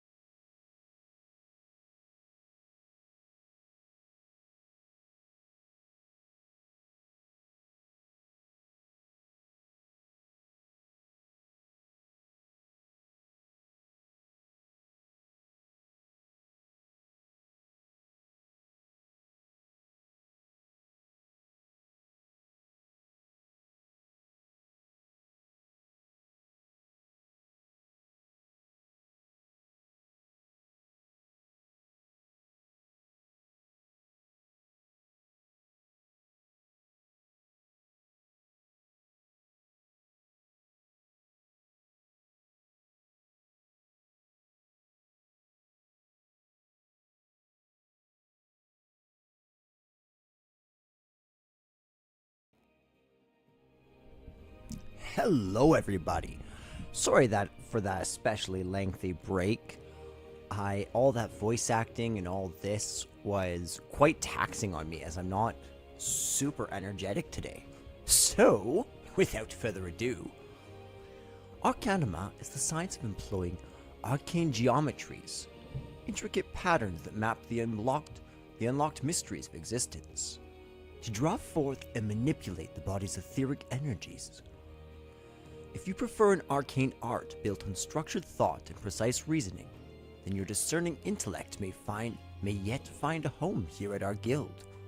Might you consider enrolling yourself as an initiate? Just as I predicted. Before we proceed any further, however, let us first feed your appetite for knowledge with a morsel of guild history. The roots of Arcanima can be traced back to the esoteric calculations practiced by the people of the South Sea Isles. It was these island folk that first discovered a method to express a natural phenomenon in mathematical terms. Building on this process, the existing mathematical formulae were further developed into arcane geometries, precise patterns that allowed a practitioner to weave ether into specific magical effects. The mages who invoked this new form of magic became known as Arcanists, and the school of Arcanima was born. Many such mages, wishing to expand their understanding of the world, took to the seas aboard trading vessels. Upon their arrival in Limsa Lominsa, Arcanists found themselves welcomed into the academic elite, and soon secured positions in the realms of the governance and council. The knowledge of an arcanist, however, is traditionally passed on from master to chosen disciple. As such, Admiral Merlwib, counting several wielders of Arcanima among her personal staff, became concerned that this exclusionary practice would lead to the eventual extinction of the art. So, at the Admiral's express orders, an official Arcanist guild was established, and funding was provided for research and training. The complex and demanding nature of Arcanima, however, remains the greatest threat to its future. If you invite such cerebral challenges, then you have but to reaffirm your commitment to joining our guild. Well, have you decided to enroll in our guild? Or are you now intimidated by the thought of excessive thinking? Your sound judgment is to be commended. Now, standard practice dictates that I introduce you to our guild master, that you might convey our intentions in person. Due to extraordinary circumstances, however, he is unreachable at present. Instead, you may speak to Miss Thubigram. She shouldered full responsibility for the guild's leadership in the interim. You will find her just over there, by the bookshelves. You needn't be shy. Though her mind is sharp and critical, her manner is always most welcoming.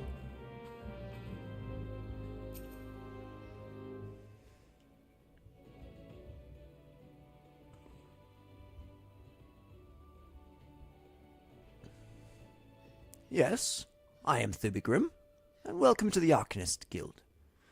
As Muri has doubtless explained, I am serving as acting guildmaster until our wayward leader deigns to return. I assume our capable receptionist also spoke of our art's origins. Allow me then to expound upon its nature. Arcanima taps into the living energies of ether. The evidence of this is represented most aptly, perhaps by our ability to manifest the arcane entity Carbuncle, and the manner of magic which this ethereal ally employs at our command. The core of the discipline, however, is found in the pursuit of definitive solutions to any potential quandary. Even on the field of battle, nay, especially on the field of battle, this principle takes precedence. If one wishes to make certain the question of victory, then one must apply the most effective strategy. An Arcanist is measured by his ability to calmly analyze a situation from moment to moment and respond with the most appropriate spells at hand. The study of Arcanima will test your mental faculties to the point of perplexity. Are you prepared to reason your way through predicament after predicament?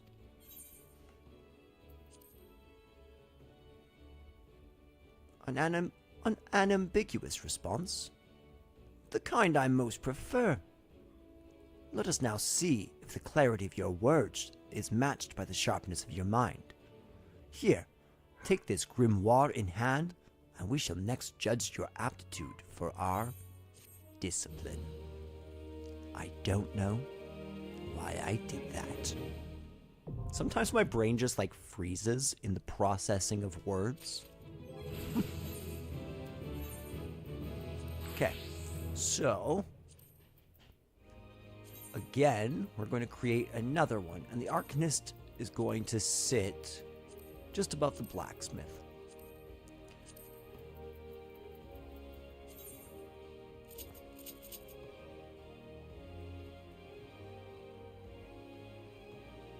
Okay, the Arcanist is 1, 2, 3, 4, 5, 6, 7, 8, 9, 10, 11, 12, 13, 14, 15, 16, 17, 18.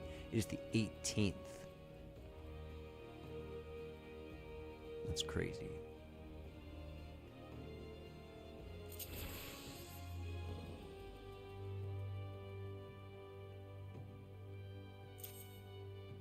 Okay. And oh, well, let's actually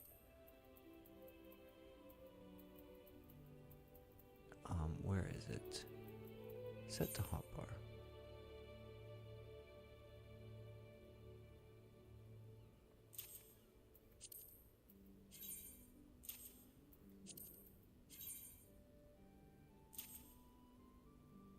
There we go.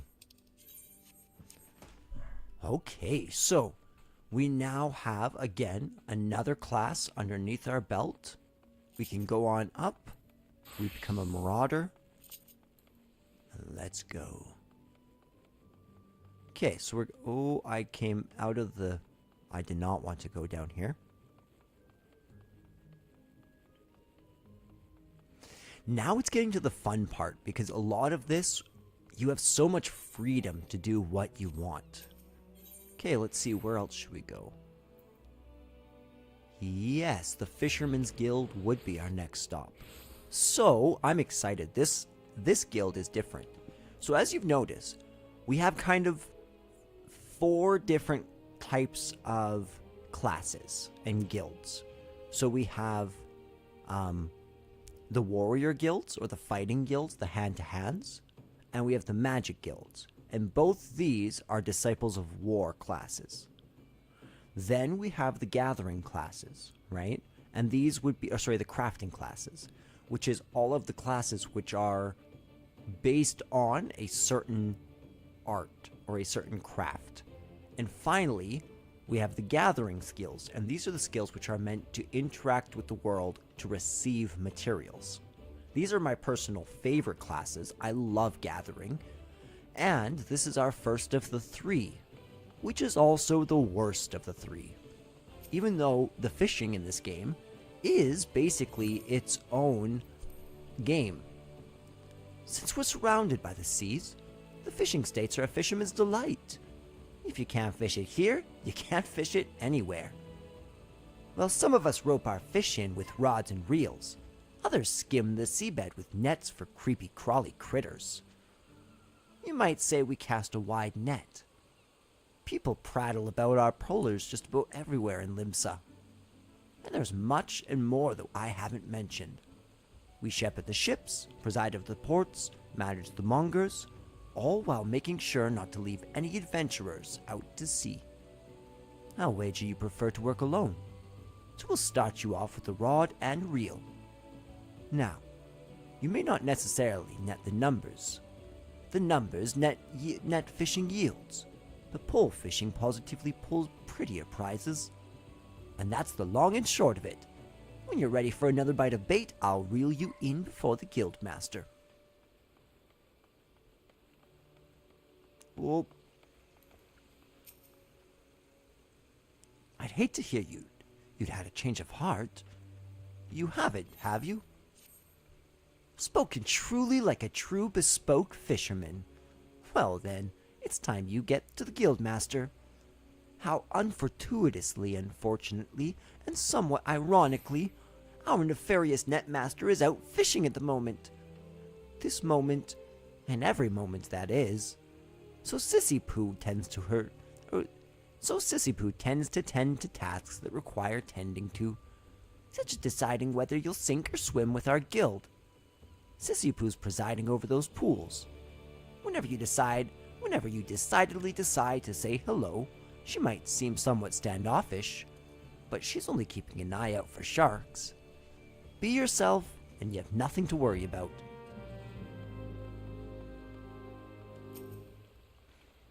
Yes, yes, save your breath. I heard every word between you and Numalika, so I knew she told you my role here. As she said, Rabalago's supposed to be guildmaster, but apparently he has bigger fish to fry, so all his work falls to me. That includes making sure our new fish aren't shellfish idiots or potential anemones. You passed the first test by not laughing at that awful joke. Now, you only need the right answer to this question. Are you prepared to fish like you've never fished before? I am. Well, you're smarter than the majority of bottom dwellers that find their way here. Welcome to the guild. Now, this wouldn't be much of a guild if we sent you out to sea with only a pole and a prayer. So I suppose I can spare you a few pearls of wisdom. Nevertheless, you're going to need the pole and a prayer, so I can at least provide you with the former. Here you go. 1 out of 2 isn't bad. I'll even throw in these lugworms, since you're not like to get far without bait. The rods we bestow upon our new fish are priceless objects, which is to say they don't cost anything. Once you know what you're doing, you'll probably want a proper one. But in the meantime, let's see if you can figure out how to hold your pole. Ready the one I gave you, and your lessons can begin. Thanks, Sissy Pooh. And just like that, we have unlocked the first of 3 crafting classes.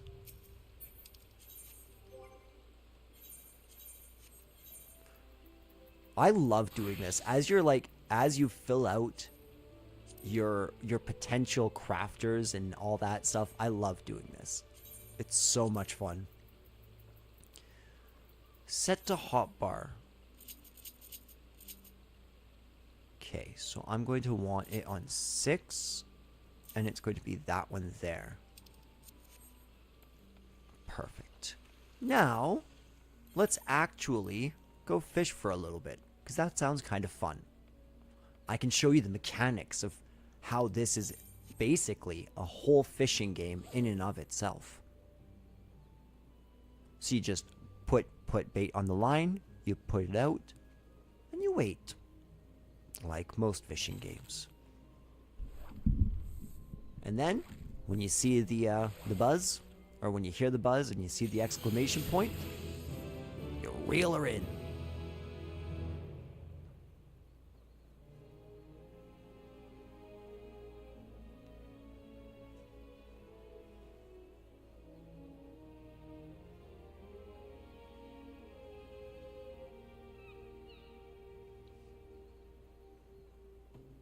Any second now. It's all in the patience of the bite. You just need to ease in to the flowing of the waves. Become one with the fish.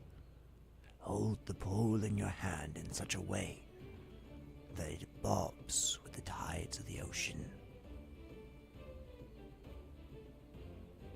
'Cause I'm the shark!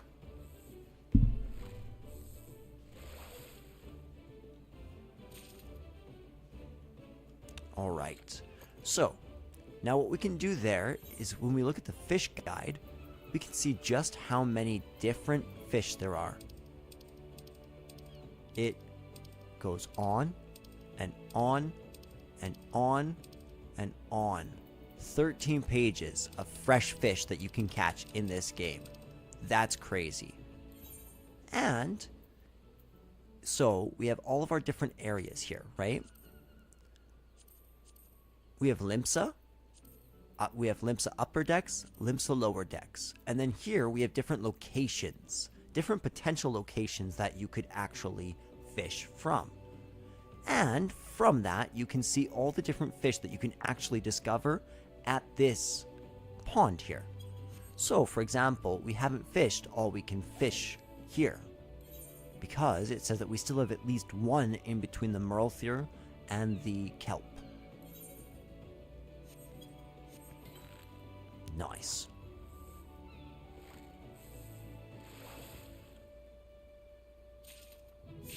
Nice, that's the one, the Lominsa anchovy. So, we've caught 3 different fish. Let's go talk to Sissipoo. Let's receive our first quest.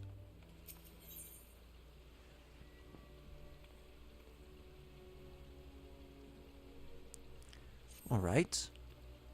Now, the first rule of fishing is to hold on to your rod. Take care of your rod, and your rod will take care of you. Let me go. Let me know if I'm going too fast for you. Since you're new here, we're going to start small, and they don't come much smaller than anchovies.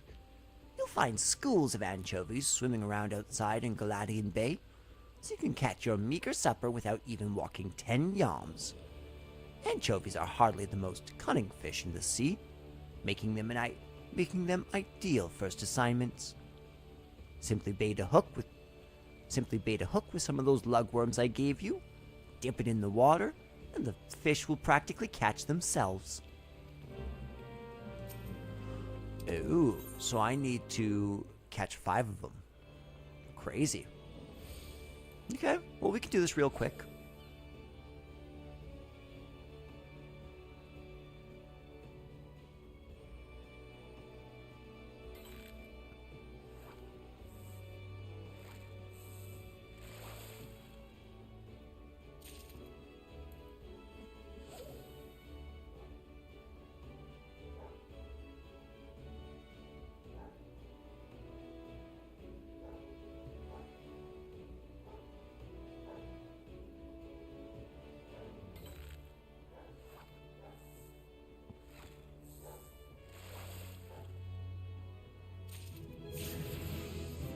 Ooh, we got a whole new one.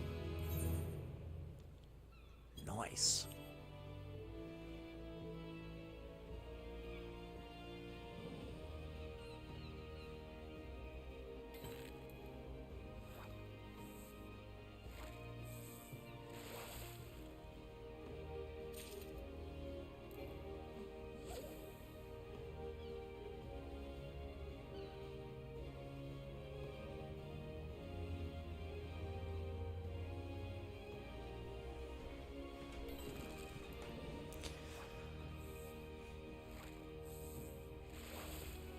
See, as you can tell, it's very calm. It's very relaxing.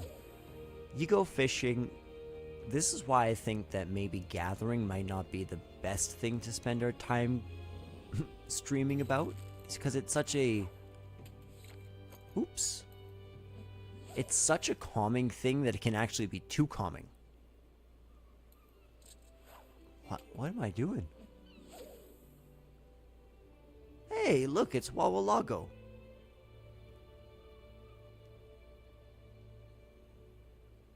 They could have just sent us over here. Surely.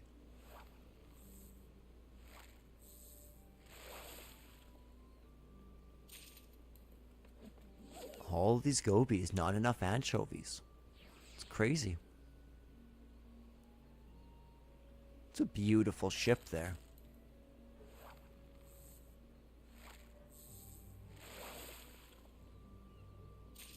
Hello?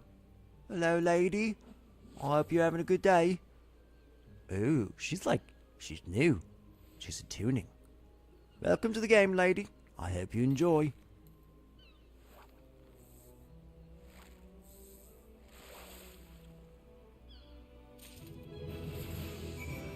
Perfect. And we finally have enough to go and talk to our friend Sissy again. And shall we swim off every shore of Limsa Lominsa, so you can bring them back from anywhere you like, so long as it's not the fishmongers.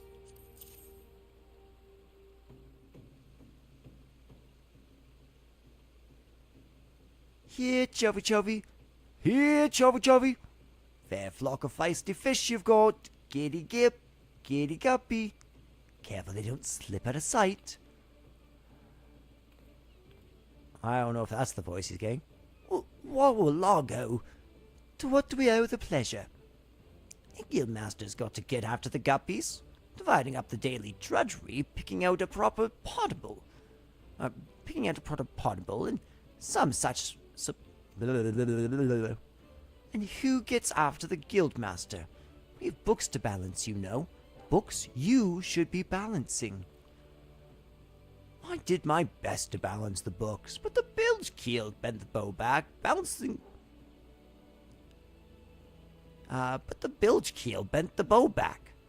the whole batch off the boat. That's not what. You know it was just an expression. But that's neither here nor there. So long as you keep at the bit, me dear, our books will balance themselves. Don't let that go to your head, of course. Any beginner can snag some anchovies. But you'll need to experiment with different lures and explore new waters if you want to catch the big ones. Fundamentals are fine, but the fun is fishing for new finds. Like my uncle's always said, fishing's like philandering. You never know what you'll catch. And with those well-spoken words of wisdom, we will leave you to your wiles.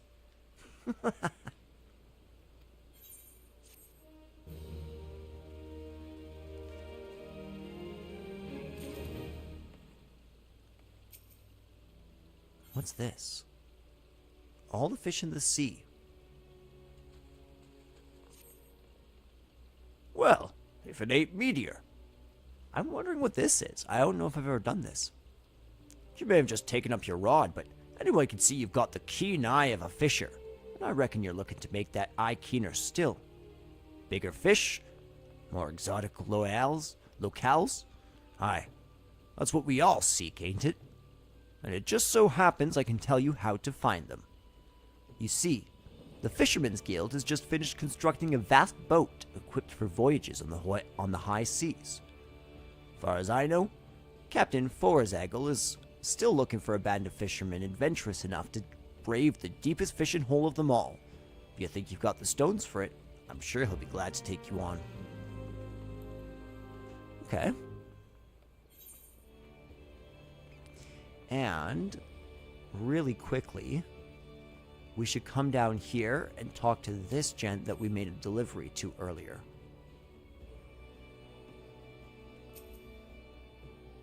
There's not behind these convent doors for a worldly type like you, Gov. We're the dutiful sisters of the Idlewise. All pure and saintly like. Now bugger off. Hang about.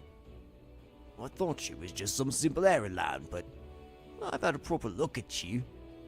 You're media, ain't she? Huh, I knew it. We like to snilch all the rising talent. And from what I hear, you're heads and shoulders above the rest. If you can handle yourself half as well as they say, you might well be of use to us. Ah, forget all that Sisters of Edelweiss bullets. That's just a bit of fun to fob off the curious gulls. We're a guild of rogues, mate, and it's mainly our marks as does the praying. Me and mine work in the shadows of Limsa, taking a keen edge to the rooks and cacklers would have earned themselves a million. We don't tout for members, but every now and again, we might offer a promising young girl a place in the ranks. If you've an interest in joining us, tip us your daddles and we'll well put a hilt in each one, just like the gods intended. So, what do you say? Fancy learning a new trade? Yeah, buddy. Good to see you're keen, but I should probably warn you on a few points before you dive in. Where most guilds take pride in turning their members into the bloody best candlestick makers they can be, we only care about getting the job done. And the job ain't pretty. You become one of us, you'll soon be neck deep in scum and knife fights. So if you're looking to scamper across rooftops and bilk dandies with their blunt, you best take up with a different crew. Think on that, and come back if you're still keen. I didn't scare you off then? Ben, they told me I was a meddlesome cove, and so it's proved. You need every ounce of metal soon enough. Step inside and have a prattle with Jack. He's our upright man, the master of the guild. Ooh, we finally earned access to this building. Oh. That arrow there means that you can talk to him to enter into the area in which the quest is. Oi, it's Jack. Why does Jack look just like me? I'm the one they called Jack. No surprise you've heard of me. Perhaps he'd be good enough to tell me your name, along with that kindly cove as he told you mine. Ah, the famous Meteor. Old lonely left patch let you in, did he? You can't throw a blade for shape, that one eye don't miss not when it comes to sizing up a dimmer cart for the stolen. It's dimmer colt for the stolen. Just one thing, you ain't a pirate, are ye? Well then, it's time he was stole to the rogue. Pull on your best beater cases, and I'll swear ye in myself when you're ready. Now, I could fill your waddles with the storied history of our guild, but that's just whids and wind. The most important thing, the only thing we care about, is getting the job done. Now, most folk, and I'm assuming you're among them, know that not long after Limsa's founding, the city was overrun by a motley crew of pirates and thieves. But as wild as the lot were, it soon would become clear that they'd all end up killing each other if they didn't lay down a few rules. An unspoken code of conduct, as it were. 1. You don't bite the purses of your fellow Lominsans. 2. You don't rook a crew out of their spoils. And 3. You don't trade coals like they was chattel. I'll admit, the finer points of the code are a mite murky. but most agree on those 3 at least. Now, you might be thinking none of that amounts to a sack of dillberries now that the Admiral's outlawed piracy, but in the back alleys and black markets where Merlwyd's gribs ain't so tight, the code's still alive and well. And just as the law is enforced by the Yellow Jackets, the code is regulated by us rogues. We go wherever the shadows are darkest, and hand out justice to them as break the code. Some rum-soaked cove steals goods from the wrong cull, and we steal 'em back. That's the job, my natty lad. Of course, we don't hop the twig when blade work's called for neither. You'll see. There's more to our dagger play than just sticking coals with the pointy end. We'll weaken a mark with poison, fade away and strike in the darkments, whatever it takes to get the works done. Well, Meteor, what do you say to that? Got the guts to do a rogue's job? Alright then. First off, we'll have to get your kit sorted out. A rogue needs to be light on his dew beaters to stay on the mark's trail. The job might have you fighting across a deck or weaving through a mob, and the last thing you want is a bleeding great battle axe which hooks itself on every rope and post. That's why we stick to daggers. They let you slip through the streets just as easily as they slip through a rook's ribs. Here, take these stabbers, and let's see how they look on ye. Just don't get so excited without your new toys that you forget to dress for the role. You'd be surprised at how many colts come back to me in their bloody small clothes.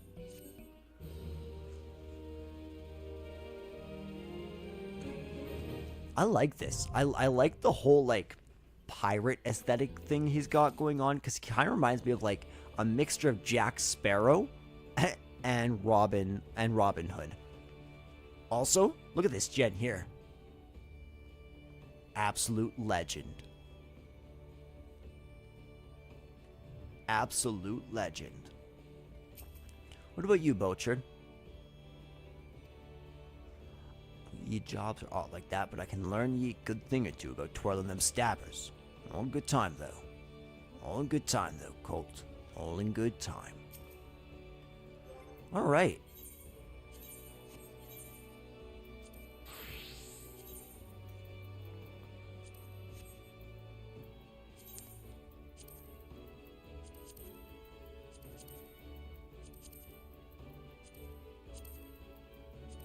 So, suddenly we have 7 classes. Crazy. I don't super feel like continuing on with the rogue quest at all right now. So, we're gonna just continue on.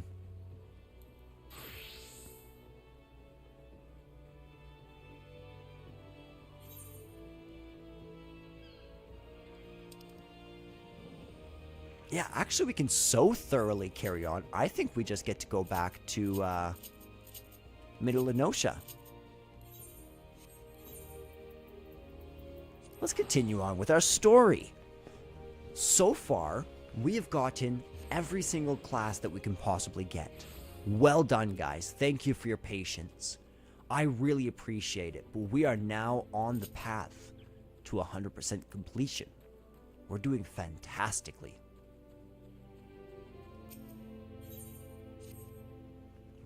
Blast! At this rate, the crops will never be ready for harvest.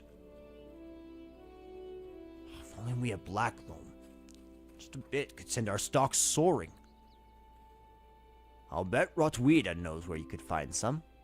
Perhaps you might pay her a visit in the orchard. Sure. I could do that.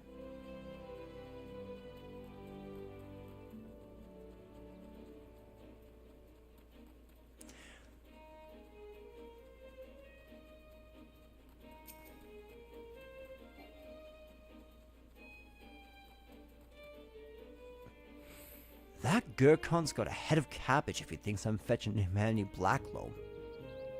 But if you dare to pinch some from the cook pot, then be my guest. Just mind you don't get trampled upon by the aurochs that dwell there. Once you've 3 bushels worth, take the black loam to Brufwal at Tilla's Rest. He'll know what to do. So difficult to read that out loud, I swear.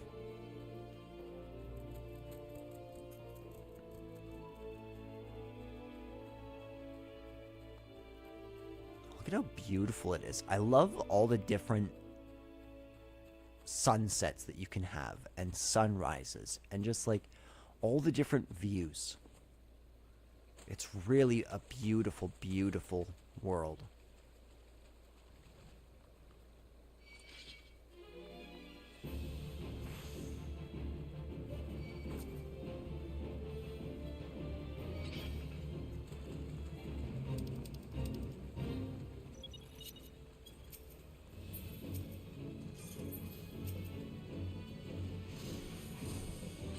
Let's go fight that. Yeah, there we go. Get up here, come over here, and we'll get to helping our friends.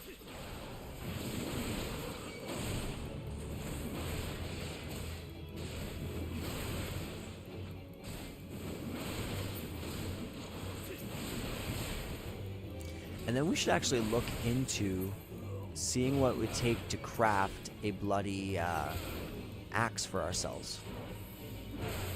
That would be very nice. I'm assuming we're going to need some sort of wood, so some sort of maple lumber. And we don't have any way to either craft that or harvest that.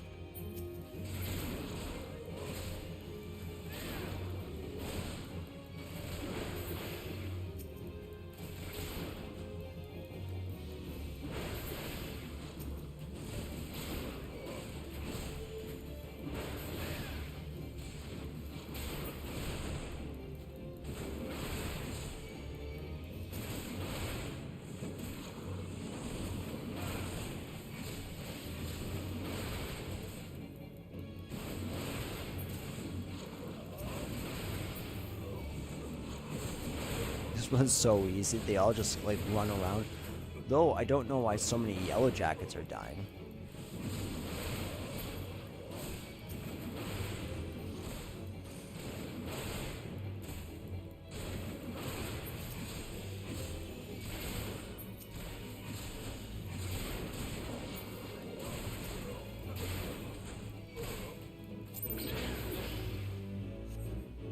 Beautiful.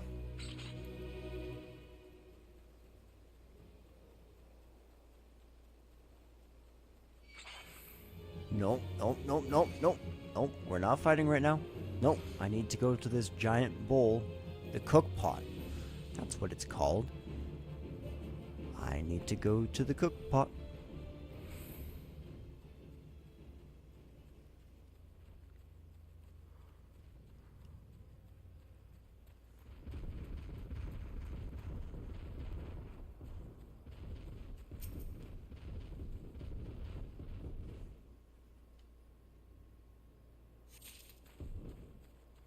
I wonder what black loam actually is.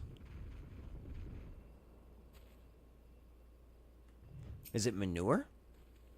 Black loam must be like a sort of manure.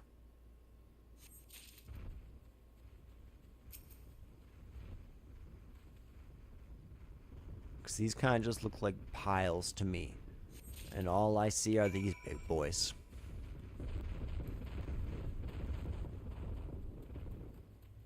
Oh, we never did speak to Forzagal at the ferry docks.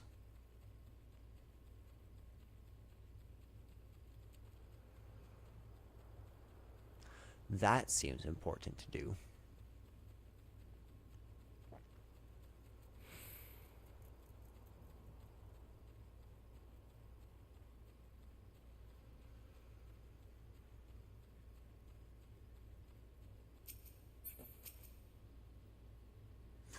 Ooh, Vogal Ja. Vogal Ja.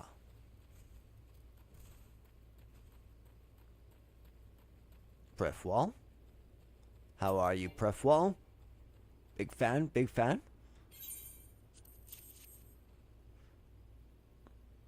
But a bit of this black loam ought to change all that. I haven't seen any in ages. Gathering black loam's not for the weak of will. Nor the weak of stomach, eh? Don't tell me that Gurkant in Rotweeda neglected to mention where black loam comes from. Well, surely you figured it out on your own from the cloying stench. It comes from the Aurochs' lair of all the places. Well, why dwell on who missed whom about what? Or misled whom about what? What matters is that your efforts have brought us the black loam. That's funny. That's so funny. They hired an adventurer and they're like, yeah, hey, can you go grab this thing? And he's like, what is it? They're like, yeah, go get it. Confounded pirates. They know nothing of tilling, only killing. Stealing our shovels to melt and forge into axes of all things.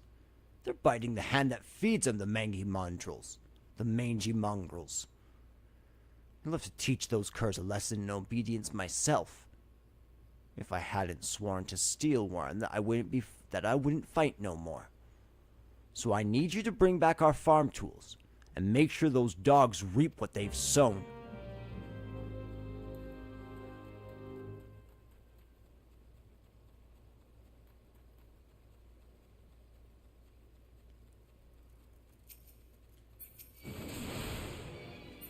Sorry, pirates. Sorry, pirates.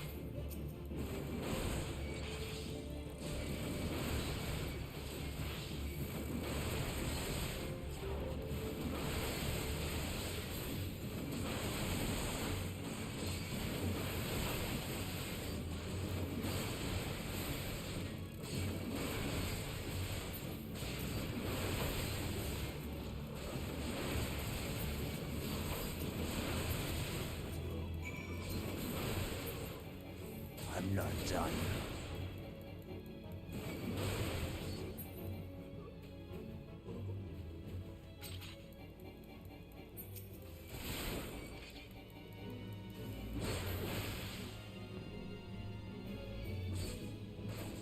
Be right back, guys. I just need to take a call.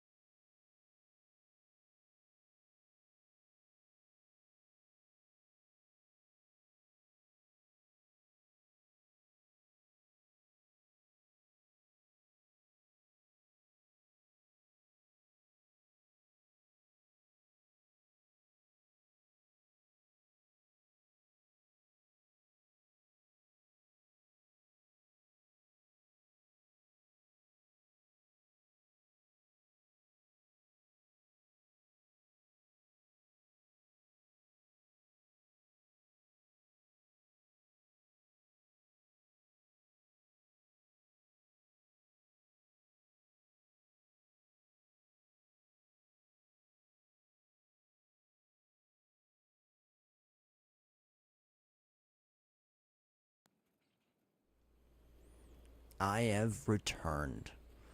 Back anew and come to fight these wharf rats. And I think that was actually the last one. That's a success. Let's talk to our man over here after we found them.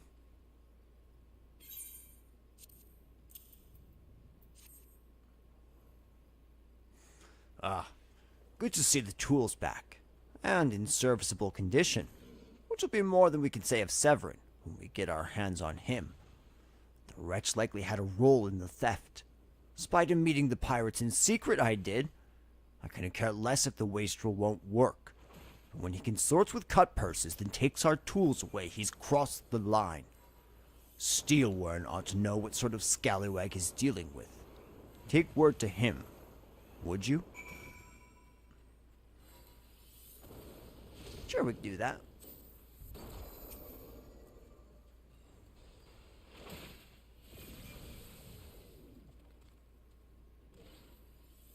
Dang. Look at them go. They're rocking this.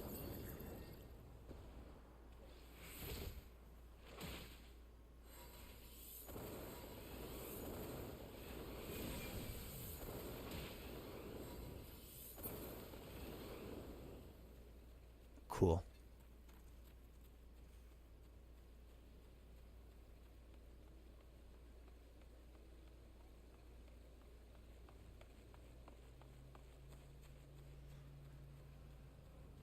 And yeah, so we got over here. I love this area. This area is actually so well thought out.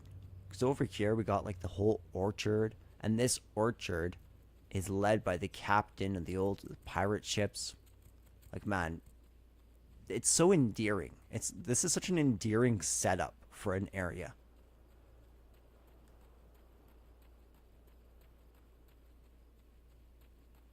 I actually really like this opening main story quest. Which actually, all things considered, the main story quest moves pretty quick. Now that they've cut down A Realm Reborn a little bit. So I'm assuming that, as I was just saying, we'll be able to, now that we have all of the classes, we'll be able to snap through this pretty darn fast. Pirates making off with our tools. Prifwald did well not to take matters into his own hands. Last thing I need is blood on my crops. But I'll be damned if Severin thinks he can take us for fools. His treachery won't go unpunished.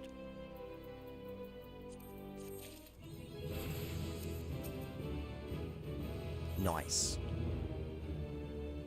Ooh, and our difficulty rank unlocked. That means that we can go and find new enemies to kill in our hunting log. And we're going to get just as desserts. It eases my mind to have your ear. You're no doubt familiar with that scoundrel Severin by now.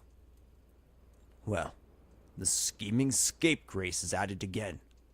Since the letter came for him, he's been skulking about in that manner he does when he's up to no good. Now he's rounded up his rogues and buggered off, with nary a word to anyone. I've grown accustomed to his insolence, but something tells me that this is different. It ain't exactly damning, but when last I had words with him, he didn't look defiant so much as hunted. I can't help thinking he's gone looking for trouble and found more than he wanted. So I was hoping that you might hunt his sorry hide down and drag it back here before it's too late. The ungrateful little cur bites me every chance he gets, but I can't bring myself to cut him loose. I suppose he reminds me a bit of myself when I was younger. Suffice it to say, I'd rather he didn't come to a sticky end. As for how to find him, I try asking Grinwada at the Aetheryte. She was the last one to see him. I dare say she'll be able to tell you where he was headed.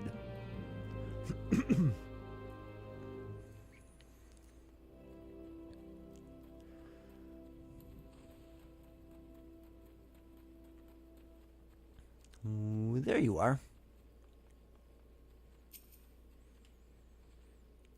Nothing that passes through those gates escapes my notice. I saw the Rouser and his rabble set out for the Woad Whisper Canyon not long ago, singing about drinking themselves stupider. Cheeky sod said I should join them. Did you? I told them I'd rather shrivel up than sip whatever it was that had pickled their brains. If you find the idle swill, be sure to give them a cuff around the ear for me, will you? You're sassy, girl. I like that. Alright. So, Woad Whisper Canyon. Woad Whisper Canyon. So that's down here. That's like right by the wooden ramp that they created.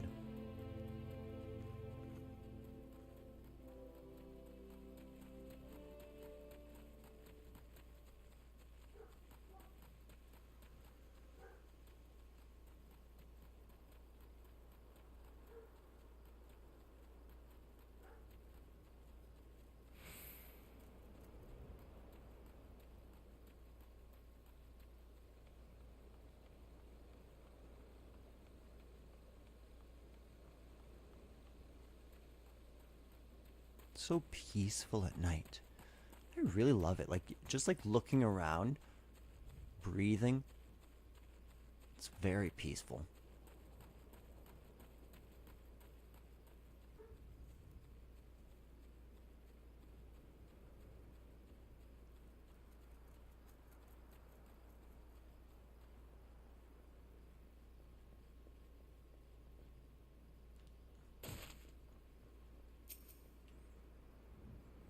Oh, the dirty, deceitful, downright dastardly deeds that slippery bastard's done.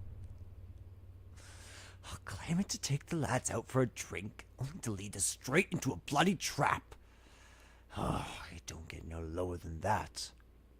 Cause I've learned to stay a step ahead of old Severin, so I was ready, but the others weren't so lucky. You've got to help them.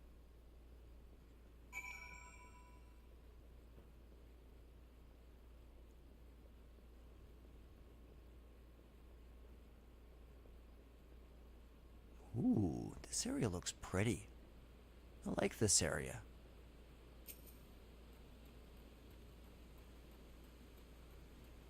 A Remus.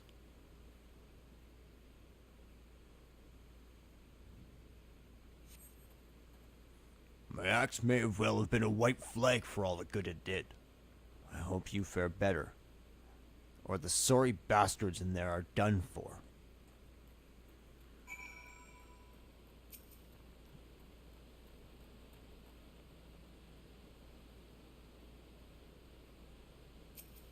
So's I, rar's I. Rar. I'm rar. Severin might have gotten us into this mess, but I ain't about to let him give his life for us. I'd sooner bow to a fishback than be in that conniving bastard's debt. To arms!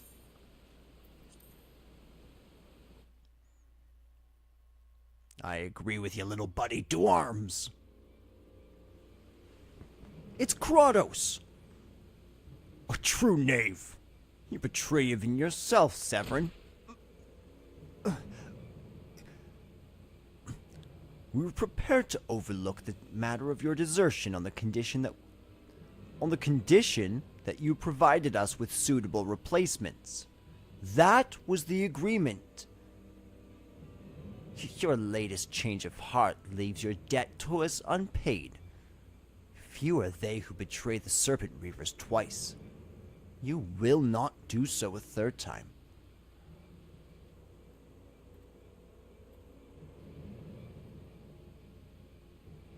Cowering behind your protector will only delay the inevitable.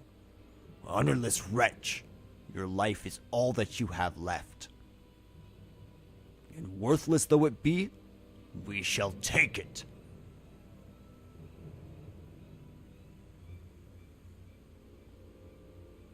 O mournful voice of creation, grant ye this humble stone a soul, that it may wake to life.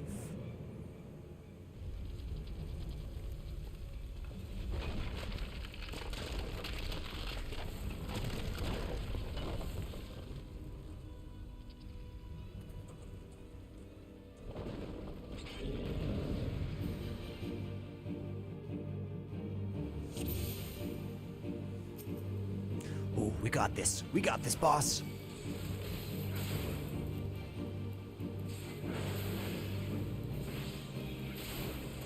He's going down fast. This is not a very strong golem.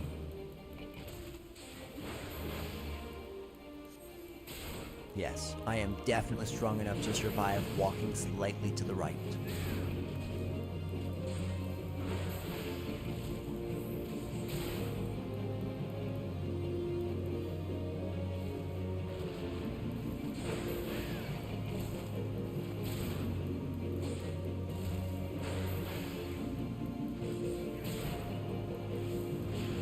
Impossible! Never has the golem been so sorely tested.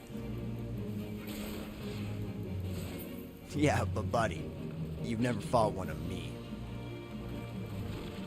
I'm Meteor Lux.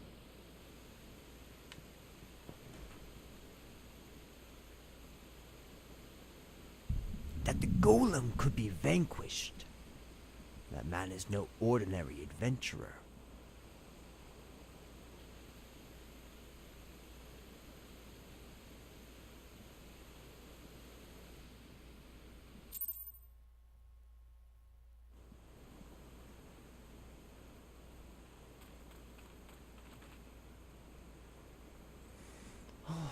The snake slithered away.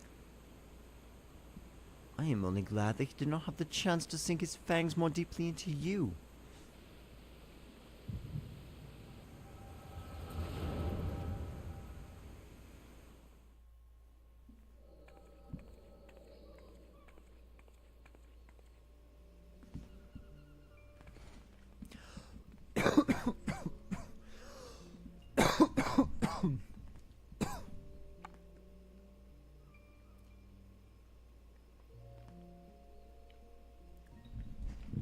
Those pirates do not belong to any of the known Limsa factions.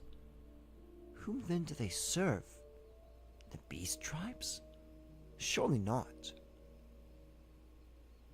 But the timing of their appearance coincides all too neatly with the recent surge in Sahagin and Kobold activity. Something is afoot. The question is what?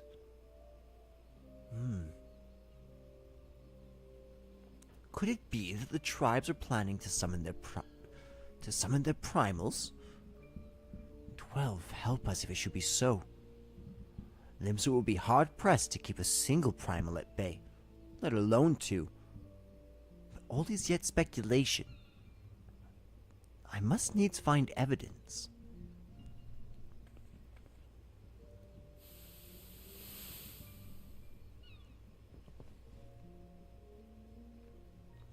The seas continue to rise. The lesser moon continues to fall. And ilm by ilm, the world becomes even more unlike itself. It is as Louis Soir foretold. The coming of chaos has rendered the laws of nature mutable, blurring the boundary between the material and ethereal planes. Little now stands between us and the primals. But they are not here yet. Though time be against us, hope shall ever be on our side. Never did the creed of Charlene ring more true.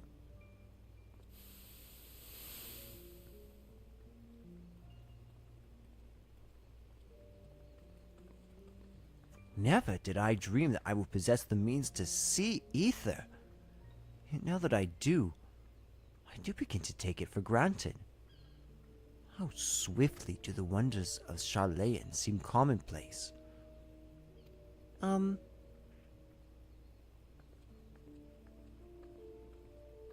Here you are. For you. Have you come for the festivities? Today, the Maelstrom officially makes the Great Hole in the Sea its training ground. Join in the celebrations.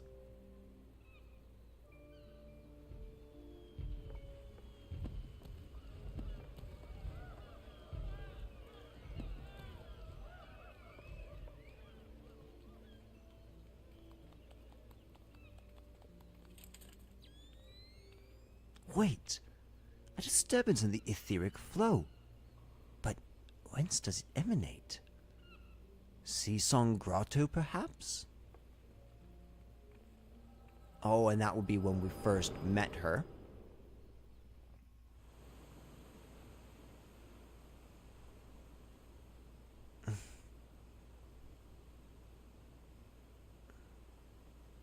What have we here? Can you walk?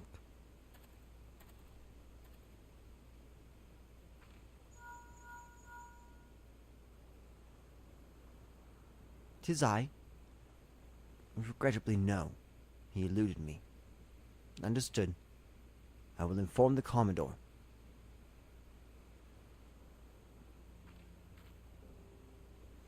You collapsed from your exertions. Are you suitably recovered? Severin here has apprised me of all that transpired. His account shed some light upon how you came to be attacked by a golem of all things.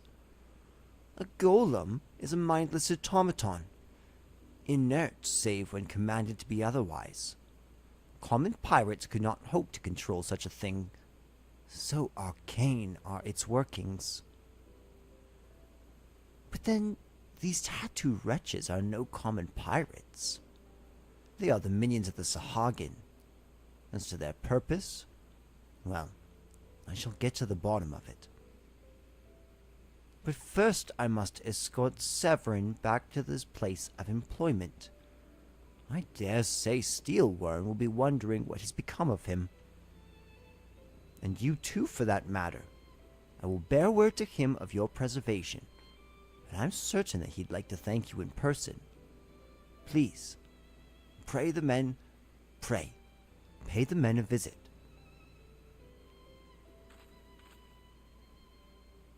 Ah, he told me of you, but perchance he did not tell you of me. My name is Y'shtola.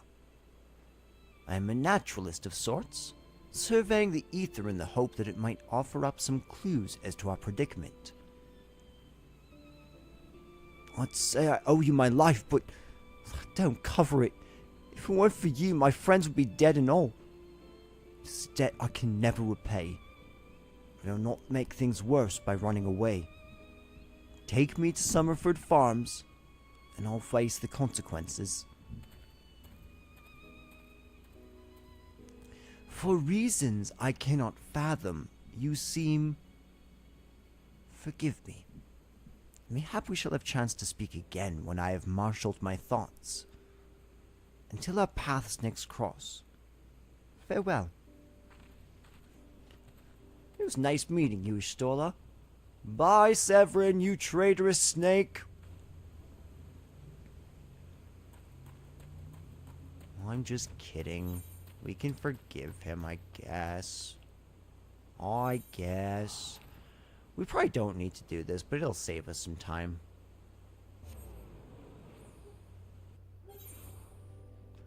Ideally, we should have more than enough gil playing the game naturally to just bounce one from another and continue to teleport wherever we want, pretty much bountifully. Oh, I should have talked to Severin.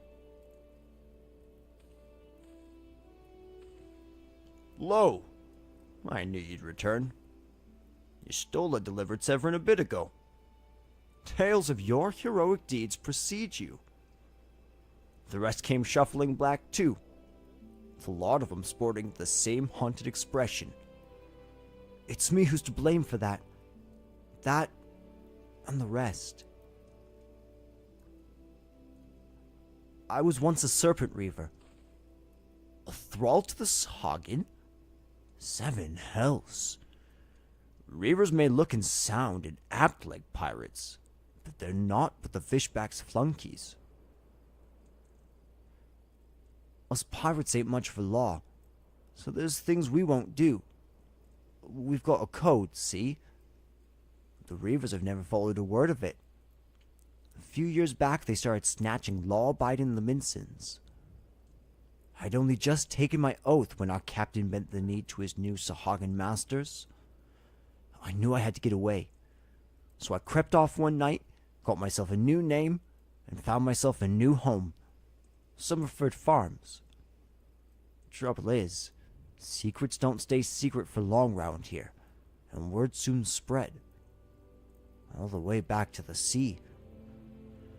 The penalty for desertion is death. But the Reavers offered me a way out instead.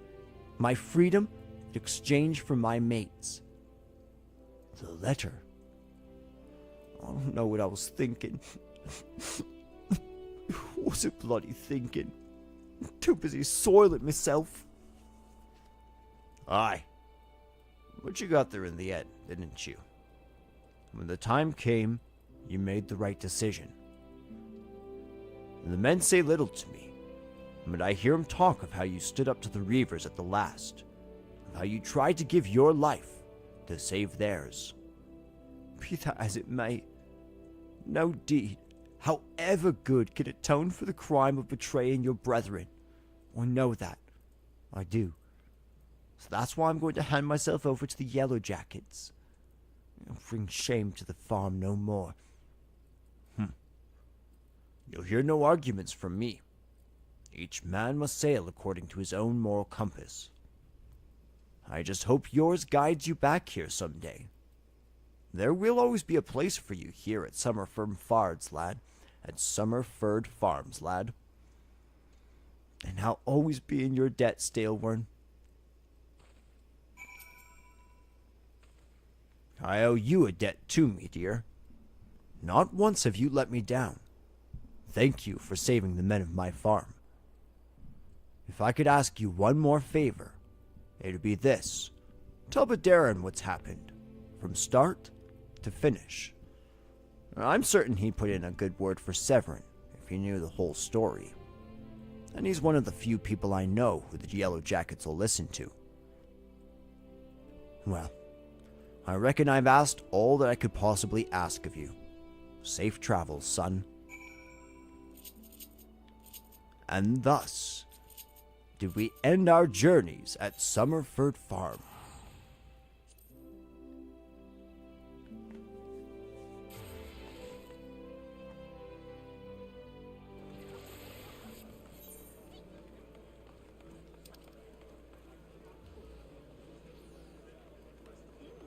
There's no, like, quests here, hey?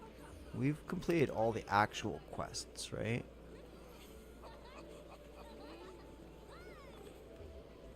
I think so.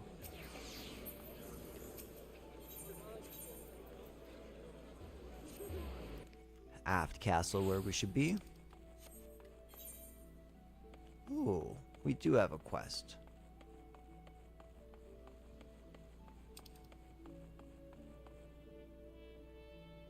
Any more? No. Just a new quest to do up in the Marauders Guild. Old Kalkea. Old Kalkea. Okay. If you're looking for a place to wet your whistle, Scrag, I'd advise you to turn tail and run. Captain Roswin's in no mood to be entertaining customers this morn. And even when she is, she ain't particularly good at it. Though maybe dealing with a customer is the sort of shite what might shake her from her doldrums. But if you mean to venture inside the missing member, you best remember to pay your proper respects to the captain. Lest ye ain't afraid of going missing. Kneeling afore her would be a good start.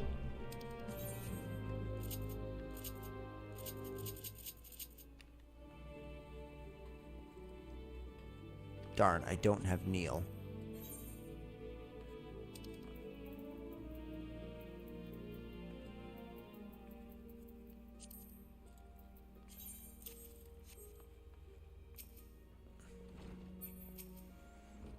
Captain Roswins led the Sanguine Sirens to the top of the food chain here in Limsa. You want to join the meanest crew on the sea? Then you'd best bloody your cutlass and thicken your hide.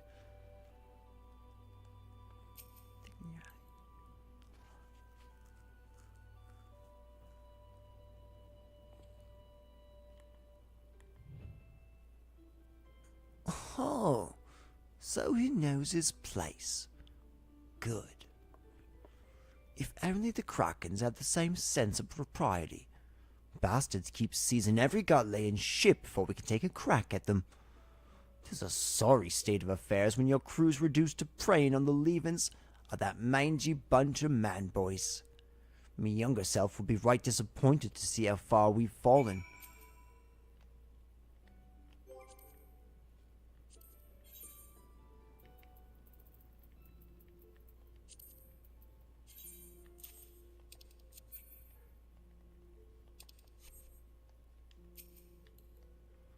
Disappointed.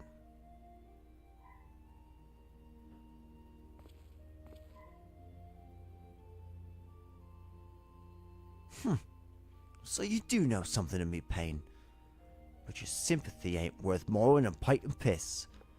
It's all well and good that we got the Admiral's permission to capture Galilean ships, but what's the use if you keep getting beat to your prey? We built our reputation reaving right off the coasts of Vilbrand, not sailing a dozen moms into the bleeding sea. The few Imperial dogs found in Lominsan territory get snatched by Krakens, hunted in open waters. I rallied me crew's spirits when I said we were reviving the old ways, but after all our struggles, they seem resigned to letting those bastards have all the fun.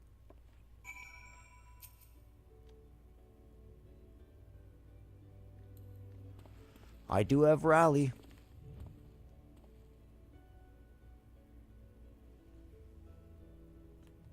Huh? You trying to make light of me dilemma? Don't push your luck, Scrag. I'll gut you with a hook like a regular pirate. Wait, that's it. We're pirates, goddammit, so we should think like pirates. Bugger keeping Lominsan waters safe. We'll raid supply shipments to the Galilean outposts along the coasts of Aldenard. It's so bleeding simple. I don't know why I didn't think of this before. Thank ye for your unintended inspiration, Scrag. To think, I almost had fed you to the sharks.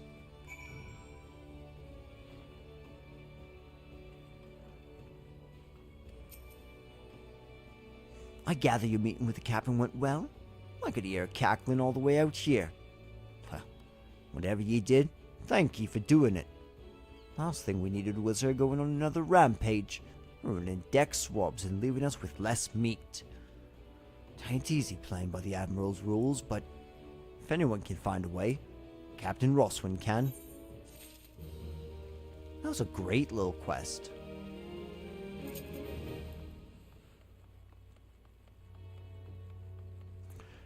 The mountain that strides.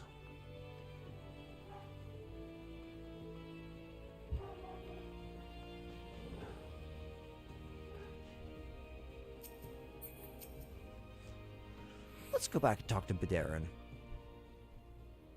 Hey, Badarin, what's up, buddy? Bloody hells. Life from the farm ain't quite how I pictured it. But you needn't worry yourself over young Severin. The Yellow Jacket's his hands out. The Yellow Jacket has hands out the punishments as a good mate of mine. If I ask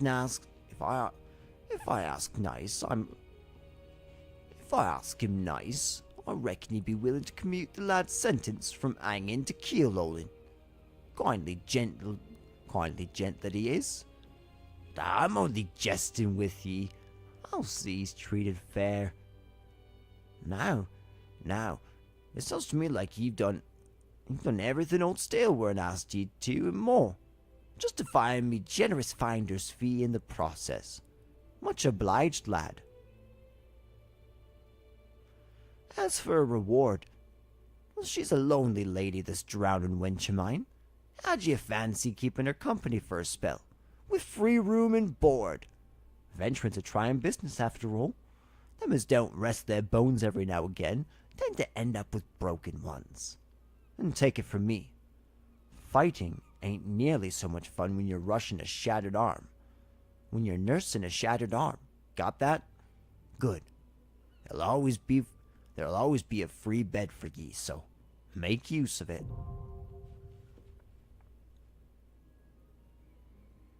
Not that you'll have much time for lying around, with all the leaves you'll be doing. Oh, didn't I mention? I'm putting your name down for leaves. Our guild draws all manner of clients, offering all manners of odd jobs. Honestly, you'd be amazed how folks will pay to avoid doing an honest day's labor. Just give Tomokri a shout whenever you feel like making a few extra gil. She'll always have some task for ye or other to do. Oh, and it's all above board, in case you're wondering. We're careful to stay on the Admiral's right side in here, unlike some pirates I could mention. I tell ye, if it turns out they had aught to do with them kidnappings, there'll be 7 L's to pay. Proper bleeding reckoning. Mayhaps that's what Limsa needs, though. On rough seas, sometimes you have to rock the boat to right it. But we'll have time for such talk when you're well and rested. Till then, enjoy the wench's hospitality. Yeah, we did it!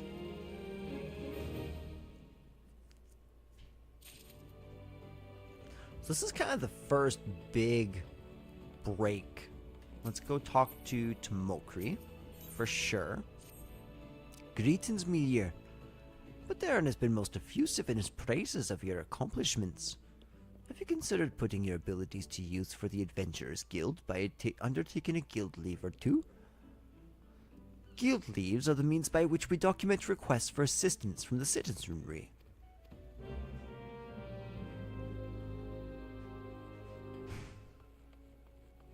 Swift Perch. Swift Perch? What?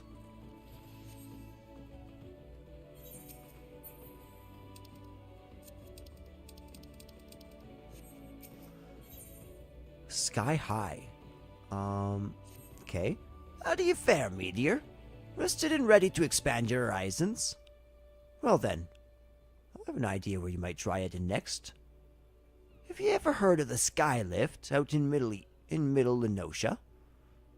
If you've ever visited Woad Whisper Canyon, then you must have been up and down the thing at least once. At least once. It's that big bleeding scaffolding attached to the descent. You've likely seen the lads and lasses out there using it to haul cargo up the cliff face.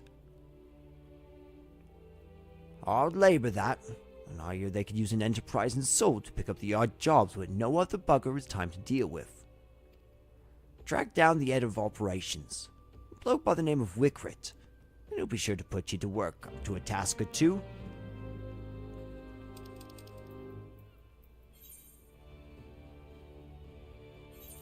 Okay, we'll make a quick swing by Swift Perch. Afterwards, we will go and...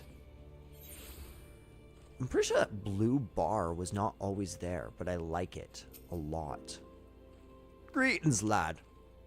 My name's Swiftgiff, and I'm in charge of assigning local leave quests here at Swift Perch. Tomokri sent you my way, did she? Well then, let's get you started. Right. After we see if you've got the brass to overcome the challenges you're likely to encounter around these parts. Take a look over that task outlined in this guild leave. You reckon you can handle it? Grabbing crabs.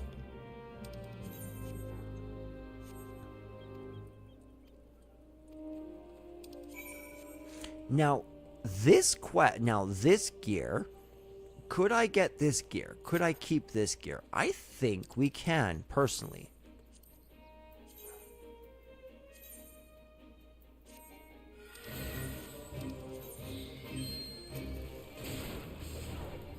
Oh, Big Claw, you ain't got nothing on me. You ain't got nothing on me. Let me tell you that, sir. Let me just tell you that. Oh, he ain't going nowhere. That was too easy. Too easy. You seem to have had little trouble, lad. Here's the reward for your efforts. Oh, what are those? Ooh, they actually seem kind of good. Aye, I reckon you'll do just fine with the rest of me jobs. There's always plenty to do here at Swift Perch. What, with all the rebuilding and such? Be sure to make yourself useful. Simply the Hest. By the by, a sturdy venturer like yourself might want to look into guild Hests. Have a word with Battle War and Tororo, and she'll give you the details. Don't you fret now, lad. We'll set her straight if she has any doubts as to your ability. Oh, Tororo! Word travels quickly in Swift Perch. Here to learn about guild hests, are we? What's a guild hest?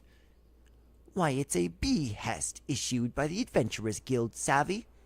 When a certain task brought to the attention of the guild is a little too grand for a leave, but not grand enough for grand company involvement, they're deemed guild hests and sent to yours truly. But don't let the lack of grandeur follow you. The tasks are anything but simple. Most take place in tight quarters, and all require precision teamwork twixt you and your battle mates. And so, what do you get in return for placing your neck on the lopping block? Besides a beaming grin from the battle-worn Tororo Tiro. Fame? Fortune? Yeah, the usual. So I assume you'll be joining our next operation? This is an incredibly good way of making money. The Duty Finder. And we are now introduced to the Duty Finder. This is how we find different party members to come and help us out for quests which we cannot do solo, or should not be able to do solo. So for example, we can do this, and if we do this, we will get 1,000 gil. And it looks like we have a couple minutes. I'm going to try to go grab a coffee. If I don't make it, we'll see. But I'll be right back.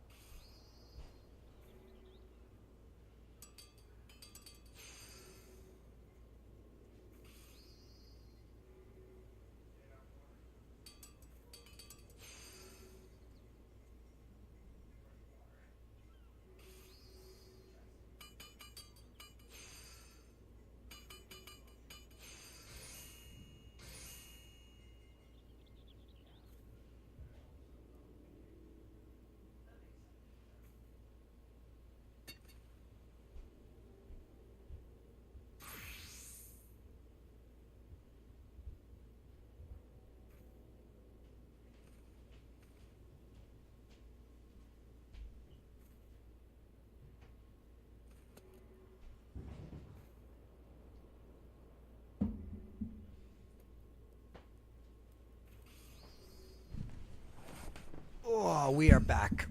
And I see... Oh, we have our DPS. Realistically, that's the main thing.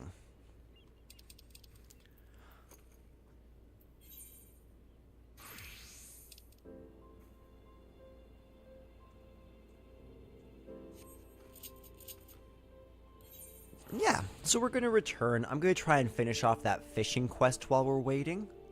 And then maybe we can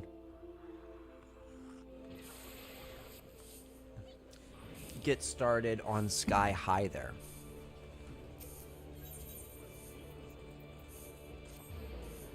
Back to the Arcanist Guild.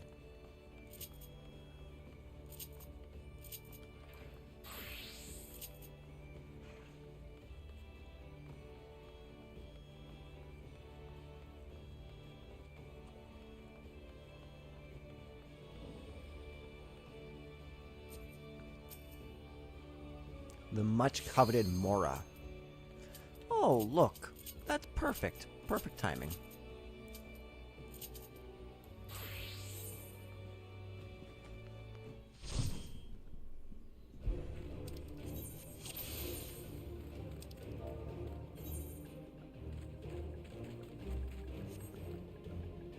Oh man, I need a keyboard. Okay.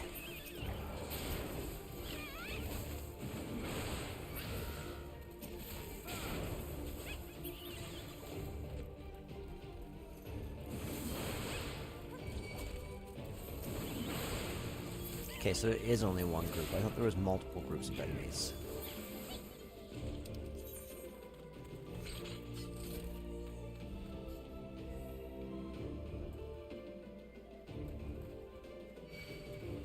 There we go.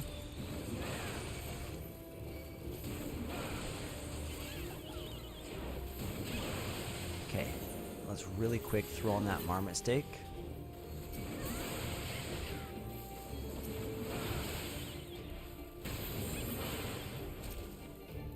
Perfect. Might be I was mistaken about y'all. You've come this far. Now finish him off. Okay. Let's, I didn't see who was necessarily very good. Bilbo.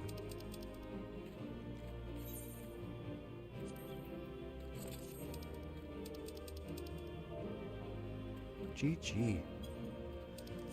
Okay, gotta get through all that. Speak to the battle warden.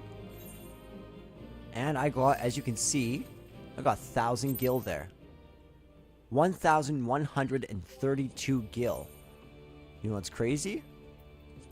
You can continue to do these. There are, I think, 10 of them that you can do. Ooh, look at this. We are on a roll right now. This is great.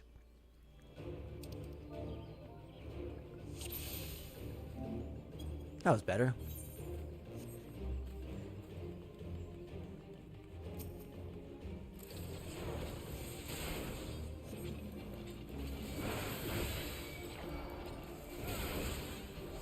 Now, this is one of those ones where what you're going to want to do is you're just going to want to spam. Do not at all allow yourself to try to take out the ads. Just fight. Just keep fighting. And just like that, this is done. Let's do our summoner.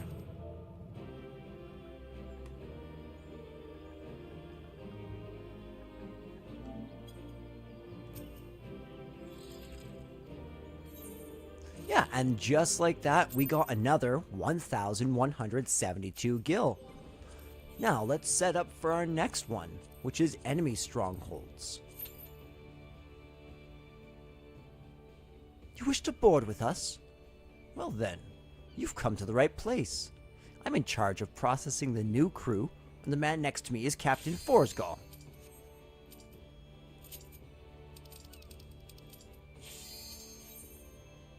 Alright, this ought to be fun.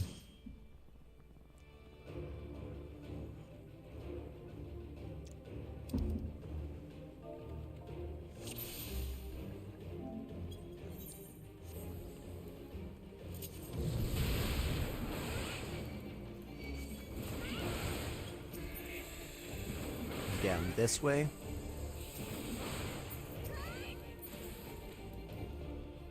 Tend to your wound before advancing to the second gate. Ha! What wounds?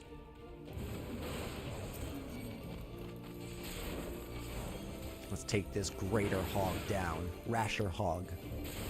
I wonder who the rash hog is. I want to know how much rasher this hog is than the other hog.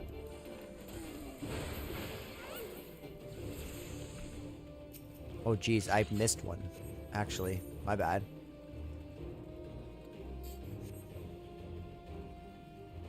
The bunnies. It's always the bunnies. Alright, let's do this, Spriggans. Der Spiegeries?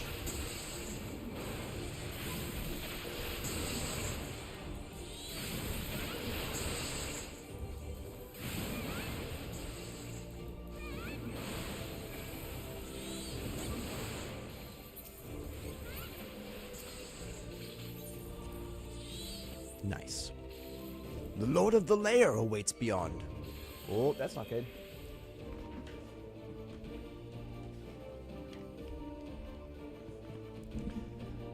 See, you guys on stream can see that my remote controller is absolutely on its last legs here.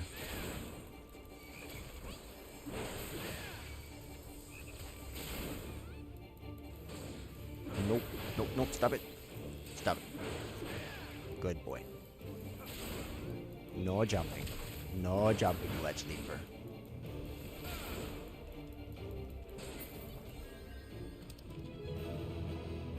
GG.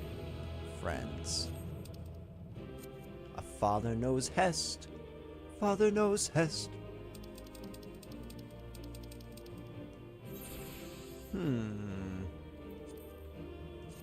I like NA.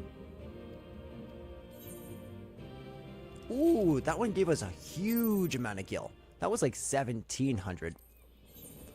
And we should be able to get... Ooh, we get 2 more.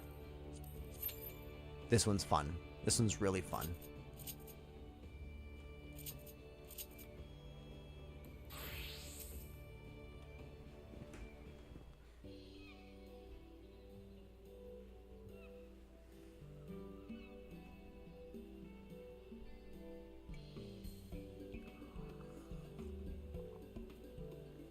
Another daring soul come to join our crew, eh? Then let me be the first to welcome you to the Endeavor. Now, this ain't your regular fishing boat. We sail it where we please, holding only the course the wind provides to us. Aye, that's the only way we can see the unseen, know the unknown.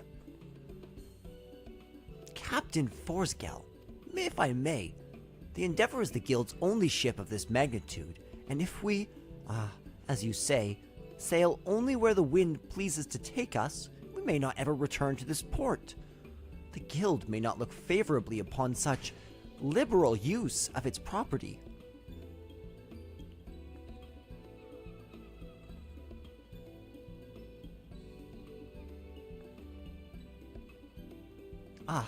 My apologies for foregoing an introduction.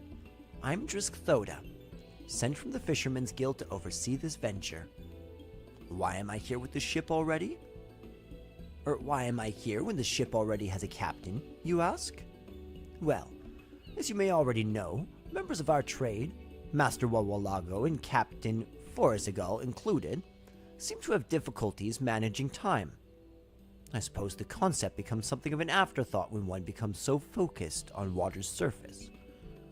Regardless, I am here to ensure the ship adheres to its schedule, both by managing its finances and ensuring new crew members board smoothly. The Endeavor shall embark upon any number of predetermined routes, each of which have this port as their final destination. Rest assured, if you fail to join one voyage, the ship shall return before long. The route we travel will be determined by our departure time. You may speak with me if you wish to know the route before boarding. Pray bear in mind that we must keep to a strict schedule. We cannot take on more crew members after we have begun boarding, and there are no exceptions to this rule, even for captains. Aye, I hear ya. When we board the ship is when we get to the exciting part. Fishing! Here, take these lures. They're certain to attract something worth displaying on your wall. Or at the very least, something worth eating.